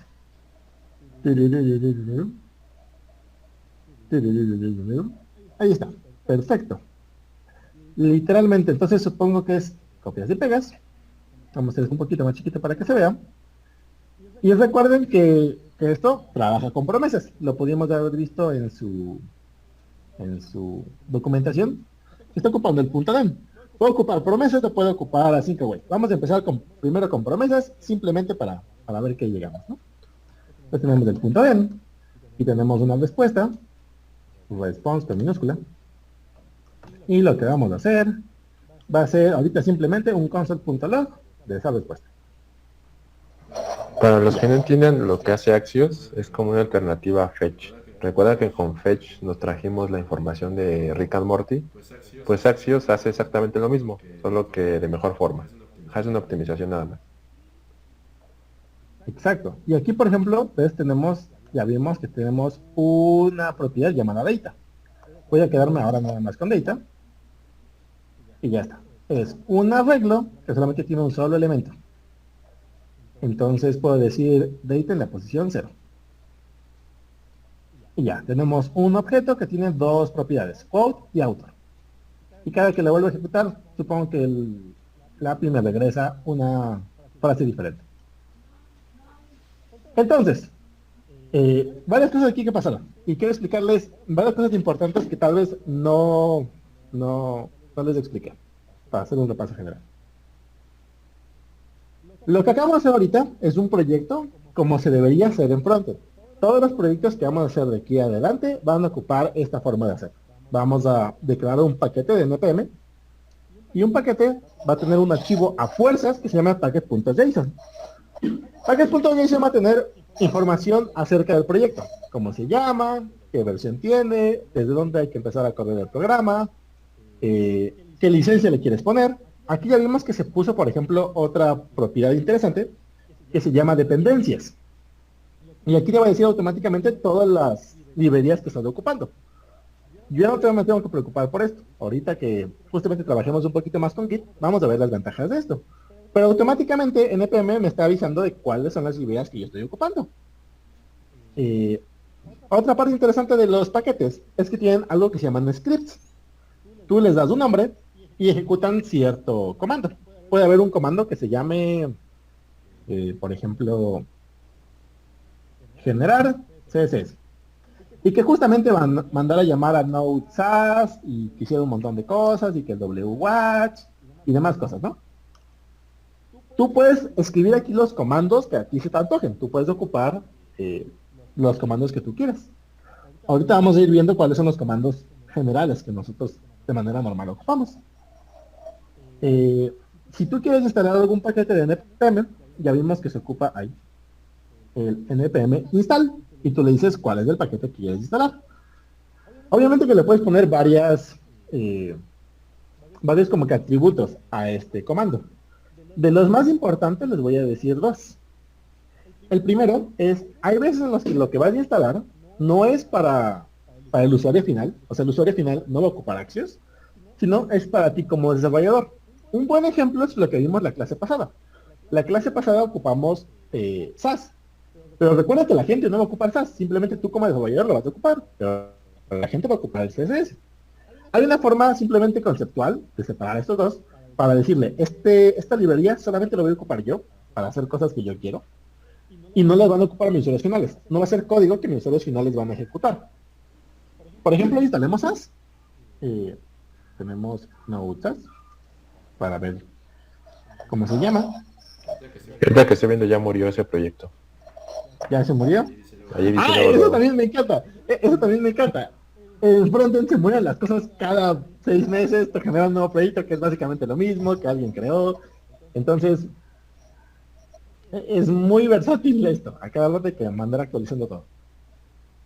Entonces, que ya no quieres Node SAS. Vale, entonces, ¿cómo manejo con SAS? No, That pero si SAS. quieres, sí, ocúpalo. Sigue funcionando No todavía. sé. De que sigue Nada funcionando, más sigue funcionando. dice que ya no le van a seguir dando mantenimiento, pero pues todavía funciona. Tiene 5 millones de descargas a la semana. Fíjate que sigue cayendo. Bien. Eh, yo quiero instalar ahora este nuevo paquete. Una nueva librería. Pero también yo quiero avisarle a Node que esta librería es solamente para mí, que no la van a ver mis usuarios finales. Si no me equivoco es -D, para decirle que solamente es para desarrollo. Y va a descargarlo, y se va a tomar su ratito. Fíjense esa lentitud de NPM. Con Jar no van a Entonces, sufrir todo eso. por ejemplo, cuando veamos React, ocuparemos lo que se llama Create React App, y Create React App ocupa Jam. Entonces vamos a trabajar con Jam. Pero bueno, eh, ¿qué acaba de pasar? Descargamos una sola librería y, y sí la descargó bien. Parece que sí la descargó bien. ¡Ay, aquí está! Aquí está Notsas. A veces hay proyectos, hay librerías que tú no las quieres para un proyecto, sino que quieres que estén disponibles de manera global. Que todos tus proyectos la tengan y que sea algo que pueda existir de manera global en tu sistema. Por ejemplo, TypeScript. TypeScript puedes que quieras que sea de manera global. Y para hacerlo, la banderita es "-G".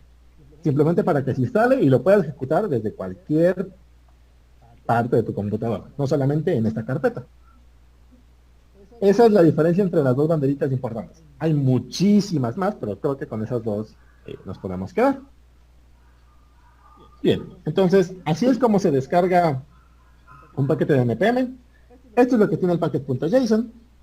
Todos los proyectos que hagamos a partir de ahora deberán tener uno de estos, a pesar de que esté vacío o lleve información mentira, pero para que se vayan acostumbrando. Tenemos una carpeta que se llama Node Modules, que ahí va a vivir todo el código que nosotros lo ocupemos que no sea nuestro. Y generalmente tenemos algún texto como que, bueno, un archivo principal, y a partir del cual vamos a hacer un montón de cosas. Bueno, una última cosa que les quiero contar antes de que pasemos con preguntas, porque me imagino que va a haber un montón. Digo, no puedo ver el chat ahorita, pero me estoy imaginando que en silencio. Eh, Otra de las cosas que les decía que el frontend es un desastre, es que algo que habíamos visto en la clase pasada, o la antepasada, que tenía que ver con cómo nosotros importábamos información de JavaScript, no sé si se acuerdan, que teníamos algo que se llamaba export, y la palabra import, importabas un montón de cosas, y le decía de dónde, y bla, bla, bla. Esta sintaxis es muy bonita, y es del futuro. Los navegadores van para allá. Todos los eh, programas grandes, cosas como Svelte, Vue, React, la ocupan. La cosa es que eh, había otra forma de hacerlo antes, de manejar varios archivos, y esa forma la creó Node. No existía y Node la quería, o sea, Node la necesitaba, entonces la creó. La forma que nosotros tenemos de export, import, tiene un nombre que se llama ESM Modules. Si la quieren buscar en internet, estas formas que nosotros ocupamos en la clase pasada de import y export son algo que se llaman módulos de ECMAScript. Ahí van en proceso de ser estandarizados. Y la forma que se le ocurrió a Node, hablamos de hace ya mucho tiempo, yo creo que más de 10 años en el pasado, eh, ellos le llamaron CommonJS. Y la sintaxis, si no me equivoco, es export.default o algo así, para exportar. Y para importar es una palabra que se llama require. Es module.export. Ah, exactamente. Module.export. Entonces, por defecto, esto es lo que entienden los navegadores. Digámoslo así, esto es para los navegadores. Y para Babel, bueno, y para Webpack. que lo veremos en la clase pasada, y esto es lo que entiende Node.js. Entonces, sé que es un desastre, pero es que no se estoy complicando las cosas, es que así son las cosas, es un desastre. Por eso es que tuve que ocupar el require, porque si yo hiciera algo así como import Axios from Axios, a ver si me deja, pero dudo que lo haga, pero crucemos para que lo haga. Ve, se murió porque no entiende qué es esto. Aunque Chance sí lo puedo forzar, porque si no me equivoco, Node ya es relativamente moderno, y si yo le digo que esto es un módulo, Chance sí me deje. Ah, bueno, tengo que decirle cómo se llama ahora. Esto se llama .njs. Ahí está, gracias. Bien, entonces, sé que esto se ve bonito y así es como lo debemos de ocupar, pero van a ver un montón de veces en su código que en vez de ocupar esto, ocupan el require. Tienen que aprenderse los dos. Preferentemente cuando pueden evitar el require, lo evitan, pero cada vez está siendo más difícil. Otra desventaja de Node es que el async await no existe por defecto en, no sé cómo decirlo de manera simple, como que en la línea principal. Tienes que declarar una función que sea async await y a partir de ahí puedes manejarlo. Por ejemplo, hagamos una función que se llame getData. Y esta función va a ser asíncrono, ¿no? Entonces, sync, y ahí estás. Y ahora sí ya puedo hacer algo como la URL, está la URL. Vamos a hacer esto más chiquito. Después tenemos un const response igual a await de axios.get, esta URL.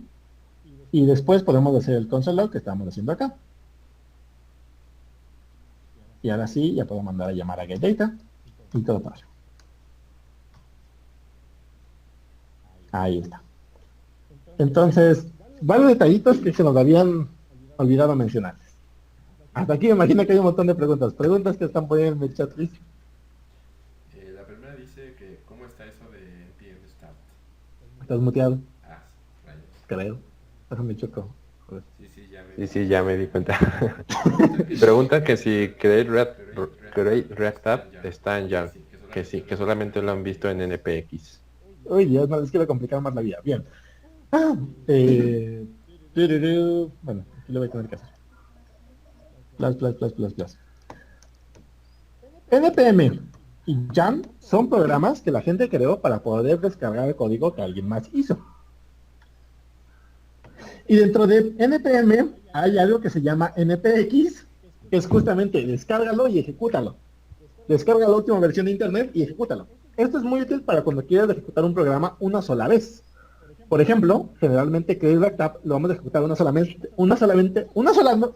vez para poder crear tu proyecto. Y ya. Por eso generalmente ocupamos NPX. Pero es un subcomando de NPM. Es lo mismo que hacerle install de manera global y después de ejecutarlo y después borrarlo. Simplemente que en un solo comando. Y por dentro utiliza Jan. Así que... Y por dentro ocupa Jan. Sí. Preguntan que cómo funciona lo de npm init. Bien, les digo otra vez.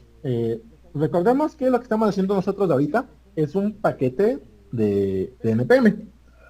Todos los paquetes de NPM tienen que llevar este archivo especial que se llama packet.json.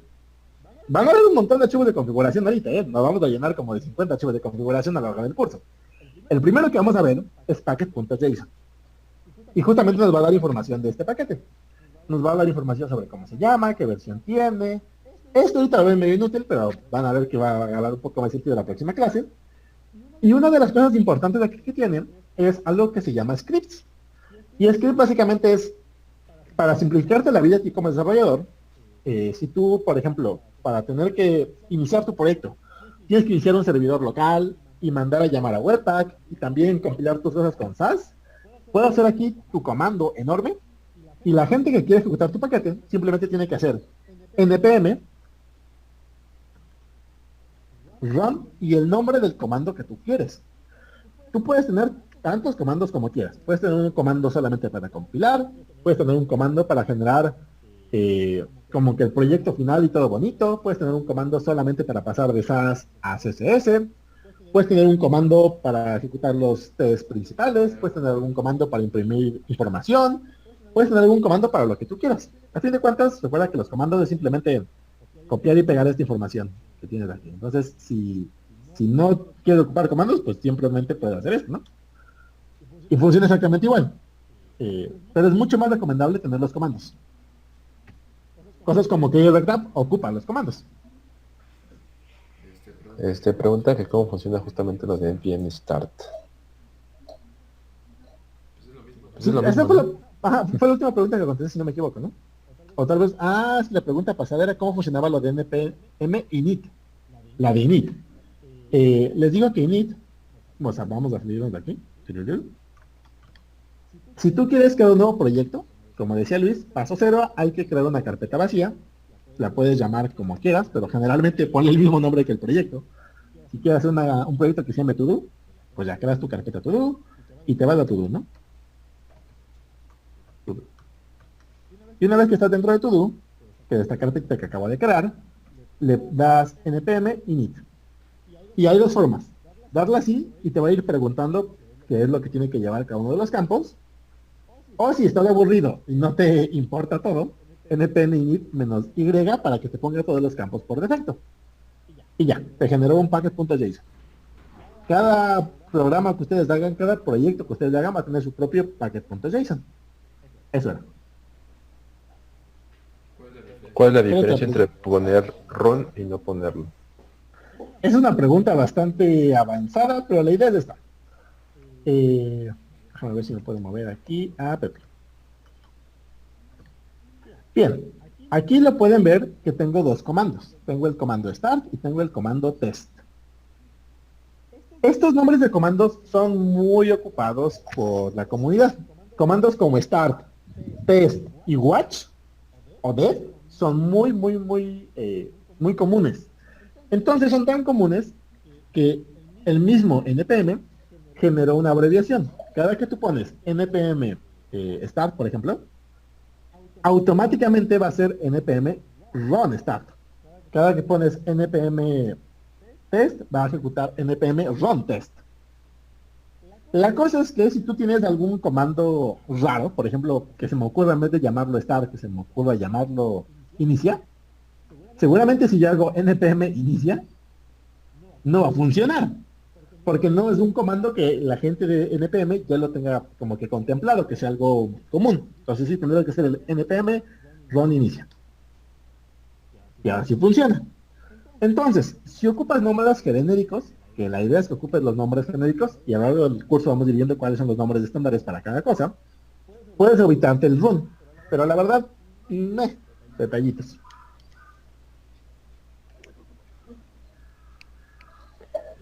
Bueno, pues aparecer son todas las preguntas.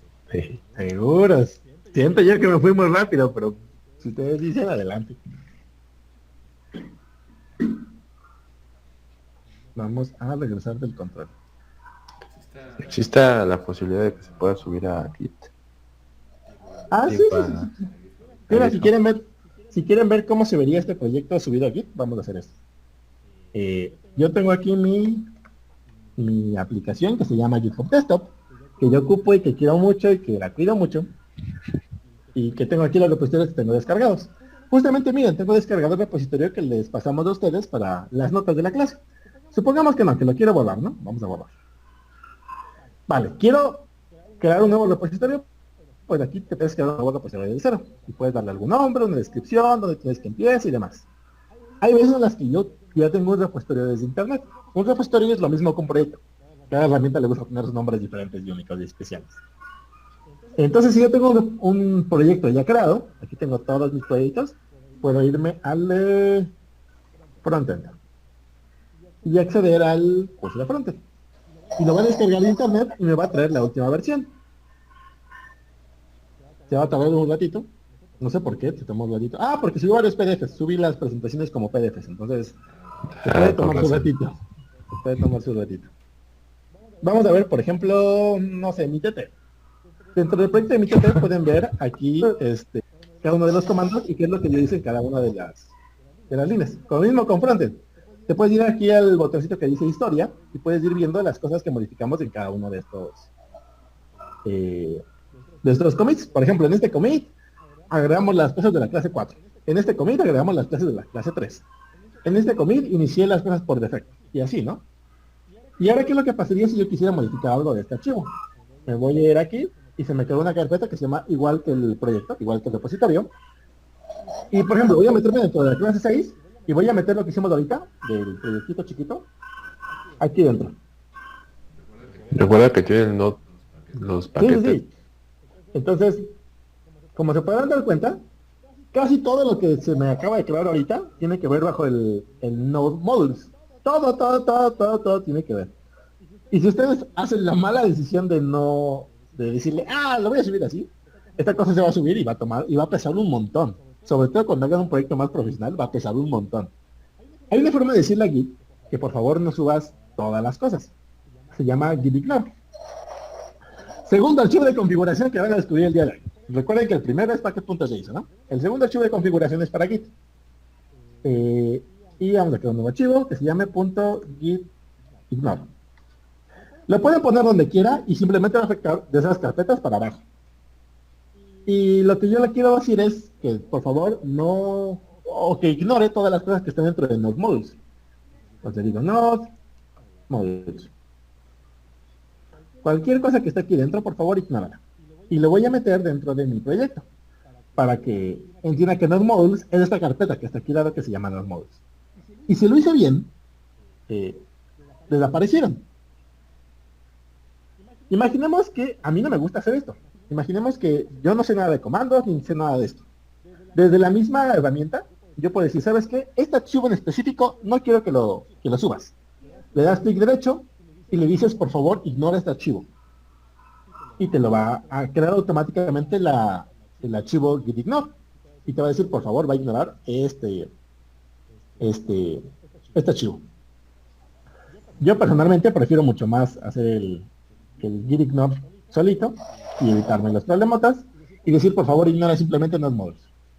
Y ya. Entonces, ¿qué es lo que voy a subir a internet ahora? Voy a subir el index.mjs, el package.lock, el package.json y el gitignore que lo creo.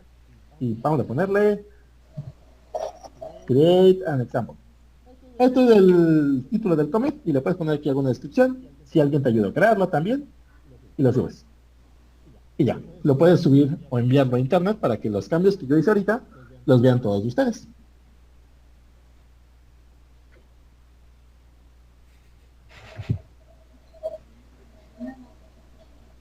Más dudas. Más dudas.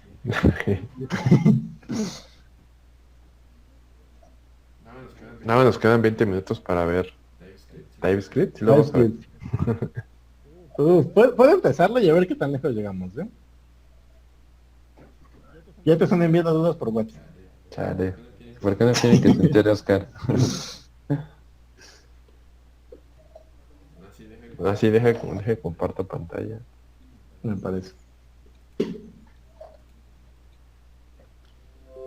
Esta clase es relativamente pesada en todas las cosas que vemos, y la clase de siguiente también va a ser bastante intensa con la de Webpack, pero son cosas que tenemos que hacer, porque si dan cuenta, la web per se no es muy completa, no hay una forma de compartir paquetes de manera nativa, como por ejemplo existe dentro de Go, dentro de Rust, o dentro de Python.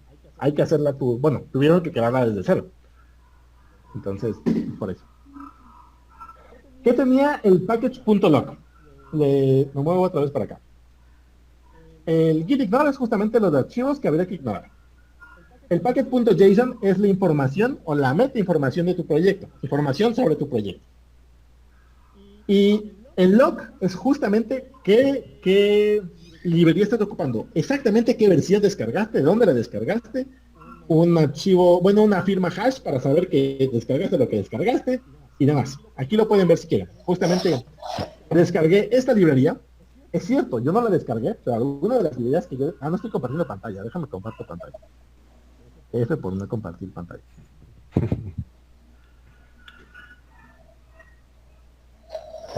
Espérenlo. Ahora sí ya, no repito. Package.json es justamente la información acerca de tu proyecto. Cómo se llama, los scripts que tienes, qué librería lo ocupaste y cosas así. El package.doc es exactamente qué librerías ocupaste. Exactamente qué librerías ocupaste y cuáles de las librerías de tus librerías ocupaste. Entonces, aquí tienes todas las librerías que yo ocupé. Como te podrás dar cuenta, la mayoría de ellas yo no las descargué. Yo descargué una librería llamada ANSI Styles, descargué una librería llamada Arifine Index, no sé para qué hicieron una librería que se llama así, que seguramente ya sé lo que hace, o el Async for Each, o el Async Kit, o AWS4. Yo no las descargué, pero seguramente Node.js las ocupa, y entonces tuvo que descargarlas ellos. Me dicen qué versión es, de dónde la descargué, una firma para saber que descargué el archivo de verdad, y si es para el desarrollador o no. Eso es básicamente todo. Como te podrás dar cuenta, descargar Node.js me descargó todas estas librerías. Así que el frontend es un desastre, pero lo sigo queriendo.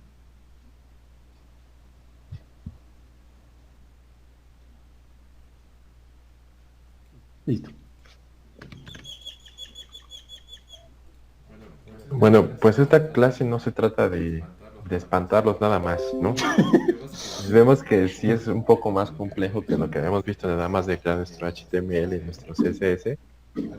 Pero pues ahora yo les quiero mostrar un proyecto que estoy haciendo ahorita justamente para una materia donde tengo exactamente lo mismo. Tengo aquí un package.json que me dice toda la información de mi proyecto con todas Ve, las por ejemplo, librerías ahí, que estoy ¿qué comando ocupando. estás ocupando?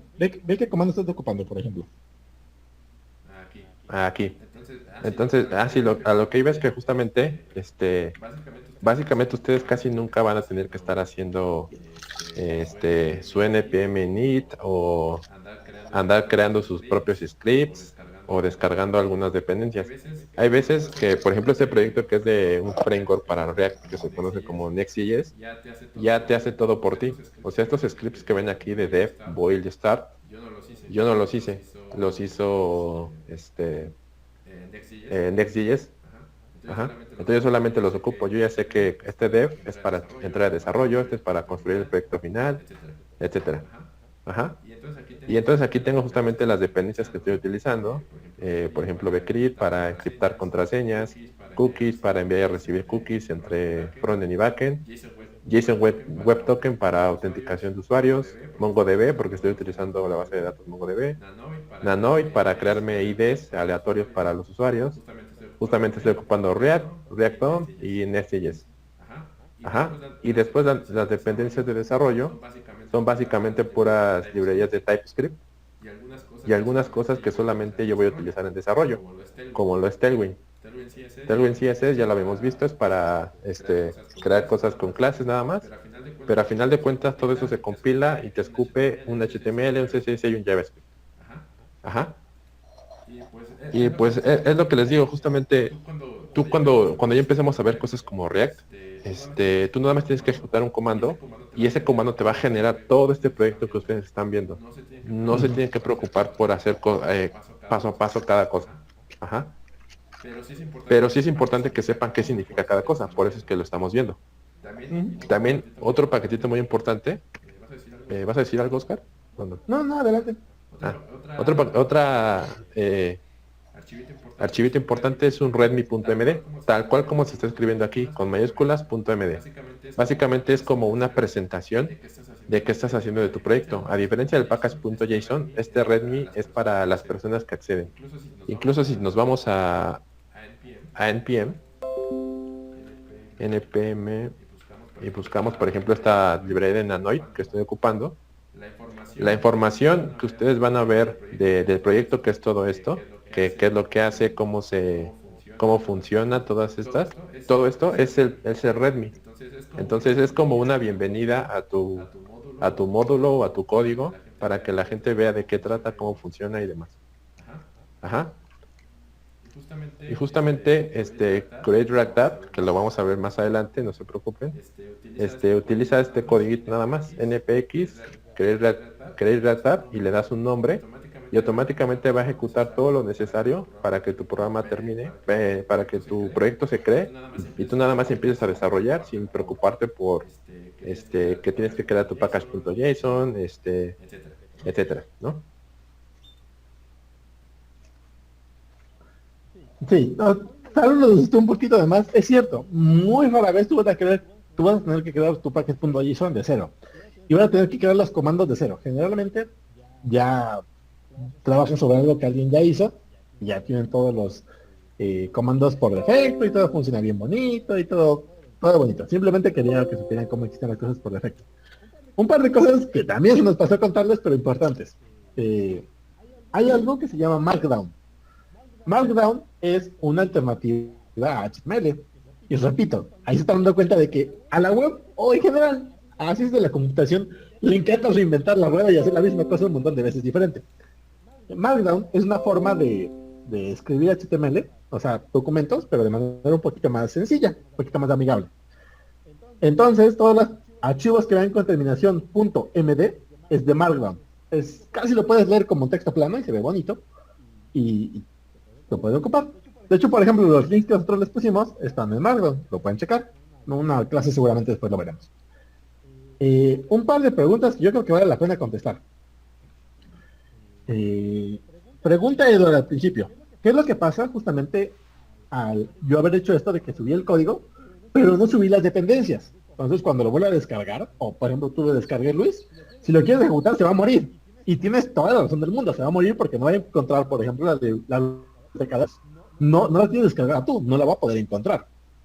Entonces, hay otro comando importante que se llama npm install, que lo que va a hacer es justamente visitar tu package.json, checar qué librerías tiene que descargar y de qué versión tiene que descargarlas, y la va a descargar de internet. Y ya, digamos que reconstruye el package.json y ya puedes trabajar. Así es como se hace. npm install, como dijo Juan. Ya se asustaron mucha gente. Otra pregunta, ¿se puede borrar alguna dependencia? Sí se puede borrar alguna dependencia. O sea, tú se te ocurre, no sé, trabajar con Axios y no te acaba gustando. Lo que puedes hacer es, igual desde el comando según yo, npm remove. Sí, no me tengo de memoria, pero estoy seguro que es remove. El remove y el nombre de la dependencia que quieres eliminar y borra. Borra del packet.json y lo borra de tu sistema lo que descargó. Básicamente cambias la palabra install por remove y en vez de instalarlo se borra. Eso es. Bien, ay Dios mío. Voy a darles una súper introducción al menos de las motivaciones que supongo que tendremos la próxima clase para empezar a ver TypeScript. La próxima clase, sí, te va a poner intensa.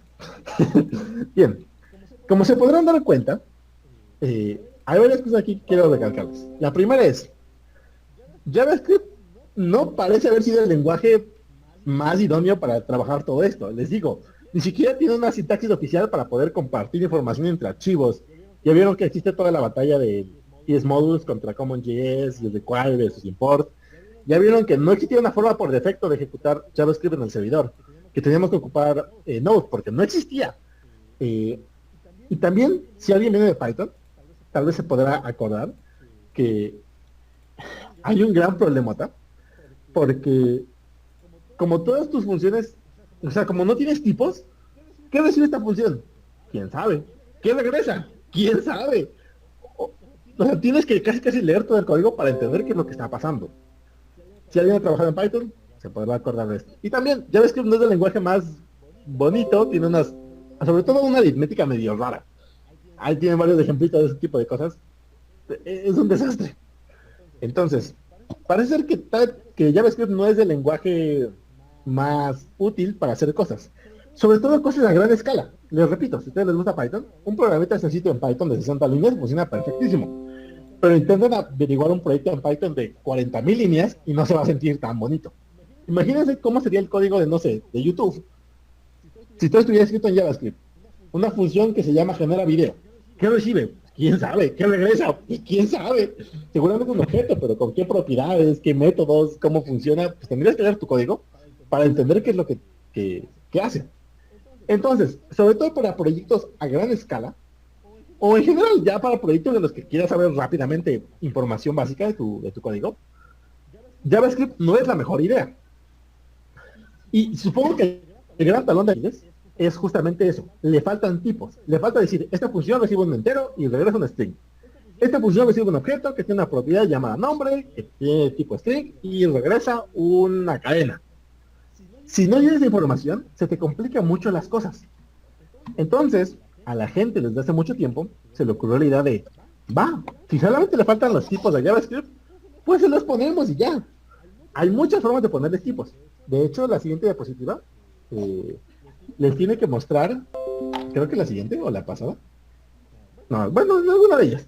Les mostraba que hay varias formas de hacer esto. Este problema es muy común y a mucha gente se le ocurrieron soluciones diferentes. Les voy a decir ahorita de 3. Por ahí tiene que andar una grafiquita de GitHub. Ahí está. Las 3 o las 4 que me acuerdo ahorita de memoria. TypeScript es la que está en azul. Y como se podrán dar cuenta, es la más popular y por mucho. Pero no es la única forma de ponerle tipos al lenguaje. Hay otras cosas como Flow. Flow es también muy famosa. La inventó Facebook. Y de hecho yo soy bastante más de Flow, pero son básicamente la misma cosa. Literalmente en 5 minutos la pones uno o el otro. Pero llegan a resultados muy parecidos, excepto cuando hablas de cosas medio avanzadas como covarianzas y cosas así. Hay otra gente que inventó algo que se llama PureScript. Si a alguien le gustan los lenguajes funcionales, cosas como Haskell y Lisp, hay gente que como que modificó el lenguaje para que pudiera sacar JavaScript al final. Entonces, hay muchas formas de ponerle tipos al lenguaje. La más famosa y por mucho es TypeScript, así que la que vamos a ver, pero no es la única. Y lo que te va a ayudar TypeScript es a responder estas preguntas. Tengo yo una función. ¿Qué argumentos necesita? ¿Cuántos argumentos? ¿Pero de qué tipo? ¿Son strings, son números, son valores? ¿Se los tengo que pasar a fuerzas o son opcionales? ¿De qué regresa? Regresa un objeto, pero ¿de qué tipo? O por ejemplo, ahorita que estaba trabajando con Axios, regresa cierta respuesta, pero ¿y qué propiedades tiene? ¿Dónde está la información? ¿Son métodos? ¿Son propiedades? Tengo que literalmente ponerme a jugar o leer la documentación para entender cómo usarlo. Y eso no está muy padre. Sobre todo cuando tú no desarrollaste el código. Imagínate que tú eres el que creó Axios. Pues tienes que literalmente decir, mira, esta función recibe esto y regresa esto. Y esta función recibe esto y regresa esto. Y es muy tedioso. Y me gustaría que la gente que está ocupando mi librería tuviera una forma más sencilla de tener toda esa información a la mano. Entonces, todos esos problemas es lo que resuelve TypeScript. TypeScript de hecho se hizo porque Microsoft quería hacer un editor de texto. Microsoft, la gran compañía, quería hacer un editor de texto desde cero, ocupado de tecnologías web. Porque como nosotros vimos, la web está bien padre, y me gusta CSS, y HTML está bien padre, y demás. Entonces quisieron hacer un navegador, un editor de texto basado en la web. Ese navegador, ese editor, acabaría siendo Visual Studio Code, que seguramente ustedes lo ocupan en todos los días. Está hecho con tecnologías web. Y la cosa es que es un proyecto grande. Para hacer un editor de texto seguramente tiene muchísimos archivos y un montón de funciones. Y se dieron cuenta de que si no le ponían tipos, la gente no entendía nada y tenías que pasarte un buen rato leyendo cualquier cosa para poder hacer algún cambio chiquito. Y que si alguien era descuidado, todo el proyecto se moría cada rato porque andabas teniendo alguna propiedad que no existía, o se acababa lo que era un design, entonces salían muchos problemas. Así que la gente de Microsoft fue la que decidió crear este lenguaje. Un lenguaje que fuera prácticamente igual a JavaScript, pero que tuviera tipos.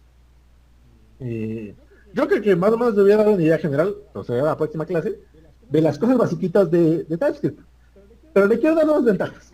La primera es, algo que yo les dije hace ratito que quiero que se les quede grabado. Es un superset de JavaScript. Es lo mismo que SAS. Cualquier código válido de CSS es código válido de SAS. Cualquier código válido de JavaScript, de JavaScript es válido en TypeScript.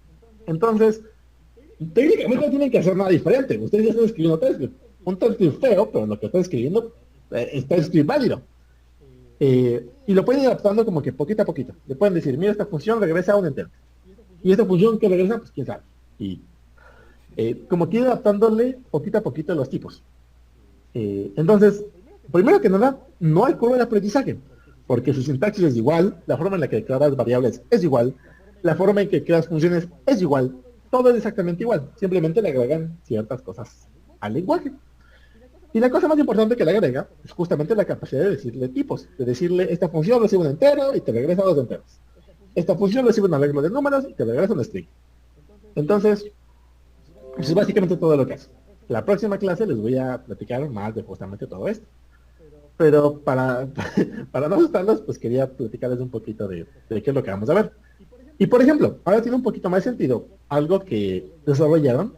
La misma gente que creó Node desarrolló este programita que se llama Deno, que de hecho es Node, pero al revés, ¿no? Node, Node, Node, Node, Node, Node, Node, Node. Deno es otro programa que ejecuta código JavaScript y ejecuta código TypeScript.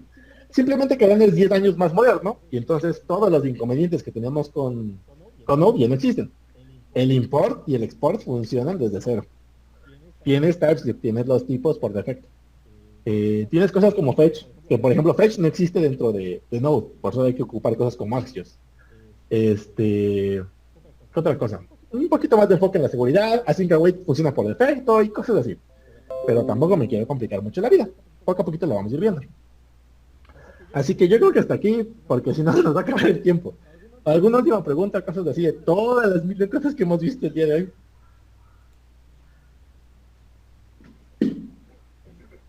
Importante yo creo que les quede es ocupen Git y mientras más lo vayamos ocupando, más se van a ir dando cuenta de todas las cosas que pueden hacer con él.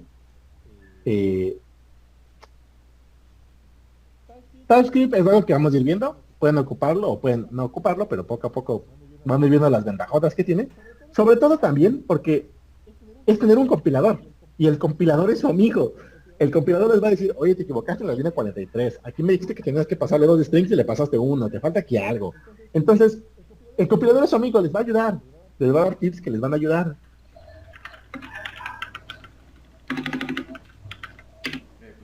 Pues básicamente ya en la siguiente clase vamos a ver ya bien cómo se utilizan los paquetes de no. Bueno, vamos a crear un proyectito básico. Vamos a subirlo a GitHub desde crearnos nuestra cuenta y demás. Y luego vamos a ver TypeScript, que es muy importante porque, como dice Oscar, te ayuda muchísimo y evita que te equivoques en muchísimas cosas. O tú ya en el futuro, tú haces una página el día de hoy y en 3 meses quieres volver a ver el código y no te acuerdas qué hiciste, no te acuerdas qué es lo que hace cada cosa, entonces te ayuda muchísimo. Varias preguntas. ¿Lo de Deno se tiene que instalar como con Node o al instalar Node ya tengo Deno? No, son proyectos diferentes. A pesar de que lo hicieron las mismas personas, pero son proyectos diferentes. Entonces, pues descarga Deno de la página de Deno y es un proyecto diferente. ¿Es mejor GitHub Desktop que el sitio web? Puede ser cosas diferentes, pero son complementarias. Hay cosas en las que yo utilizo el sitio web, hay cosas en las que yo ocupo el GitHub Desktop. Básicamente para subir archivos, para subir y bajar cosas, Desktop. Para todo lo demás, la web. ¿Habrá clases en vacaciones? La pregunta del millón. Bueno, más que nada GitHub Desktop es justamente para que vayas viendo cómo va funcionando tu código, tu proyecto, pero de manera local. Y la aplicación de GitHub, pues de manera que ya lo puedas subir a internet. Y de hecho, hablando de que si va a haber clases, aquí está el cuestionario que les hicimos y hay 64 respuestas, de las cuales el 75%, o sea 48 dijeron que sí querían clases y el 25 dijo que no. Así que por ese 25 pues no va a haber clases en vacaciones. No es cierto. No, sí va a haber clases. Entonces, quien las quiera ver, si no hay problema, van a estar en YouTube, ¿no? Sin problema. Eso quiere decir, nos vemos el jueves a la hora de siempre, por el canal de siempre. Y aquí dice que no hemos mostrado las mejores tareas. De hecho aquí las tengo, pero pues ya no hay tiempo. No sé si las quieran ver todavía. Básicamente pues ya 3 minutos, yo diría que sí, ¿no? Ya acabamos de grabar y no vamos a platicar nada más. Siento que esta clase estuvo bien pesada, pero... Ahora ya no sé dónde las dejé. Siempre pasa. Igual, no esperamos que se aprendan todo esto de cero. Hay cursos de 2 o 3 meses solamente de Git. Hay un curso de 2 o 3 meses solamente de TypeScript, pero poco a poquito. Van a ir agarrando el lado. Poco a poquito. Con los ejemplos sale. Básicamente apenas he revisado lo que son las tareas de la lista de tareas de la gente que sí se esforzó a entregarla antes de tiempo, que funcionan, que tienen un diseño agradable a la vista y que además hicieron implementaciones como guardarlas en local storage, que fue lo que les enseñamos en una clase. Entonces, pues son básicamente estas. Por ejemplo, algo muy importante que no le hemos enseñado es un concepto que se conoce como feedback, que básicamente es decirle al usuario todo el tiempo en qué estado se encuentra tu aplicación. Y por ejemplo, esta personita de aquí puso que cuando no haya tareas, mostrar algo así como que no tienes tareas pendientes. Y ya cuando haya tareas, ahora sí te muestra la lista. Entonces eso es algo bastante útil, le dice muchas cosas al usuario y que pues también estuviera chido que implementara, ¿no? Eh, Estas son otras que utilizó algo así como Flexbox o CSS Grid para acomodarlas de esa forma, entonces también se ve padre. Eh, pues aquí están, ¿no? Ahora sí fueron bastantes, a comparación de las tareas anteriores, sí entregaron muchas y pues sí hubo un avance, o sea, sí mejoraron bastante. Incluso aquí agregó el estilo de Material Design que vimos de Uf, Materialize, creo. Entonces ya están utilizando las librerías de CSS, ¿no? Por ejemplo, este de aquí que se ve padre, ¿no?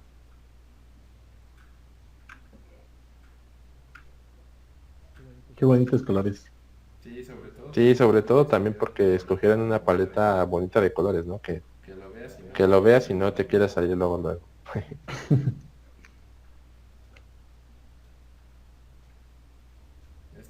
Este de aquí utilizaron creo que Bootstrap.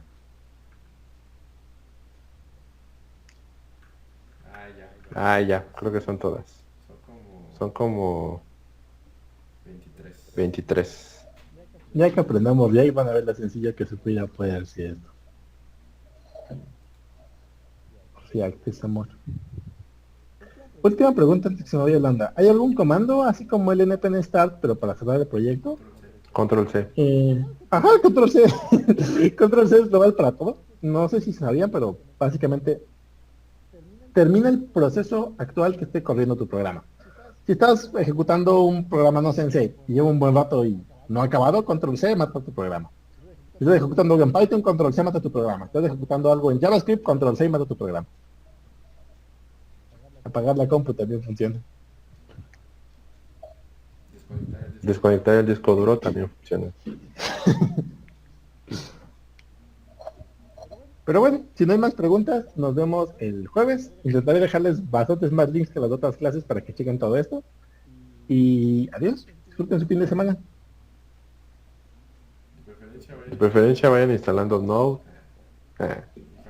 y familiarícense con Git. Ajá. Pero poquito a poquito. Poquito a poquito. Así que adiós.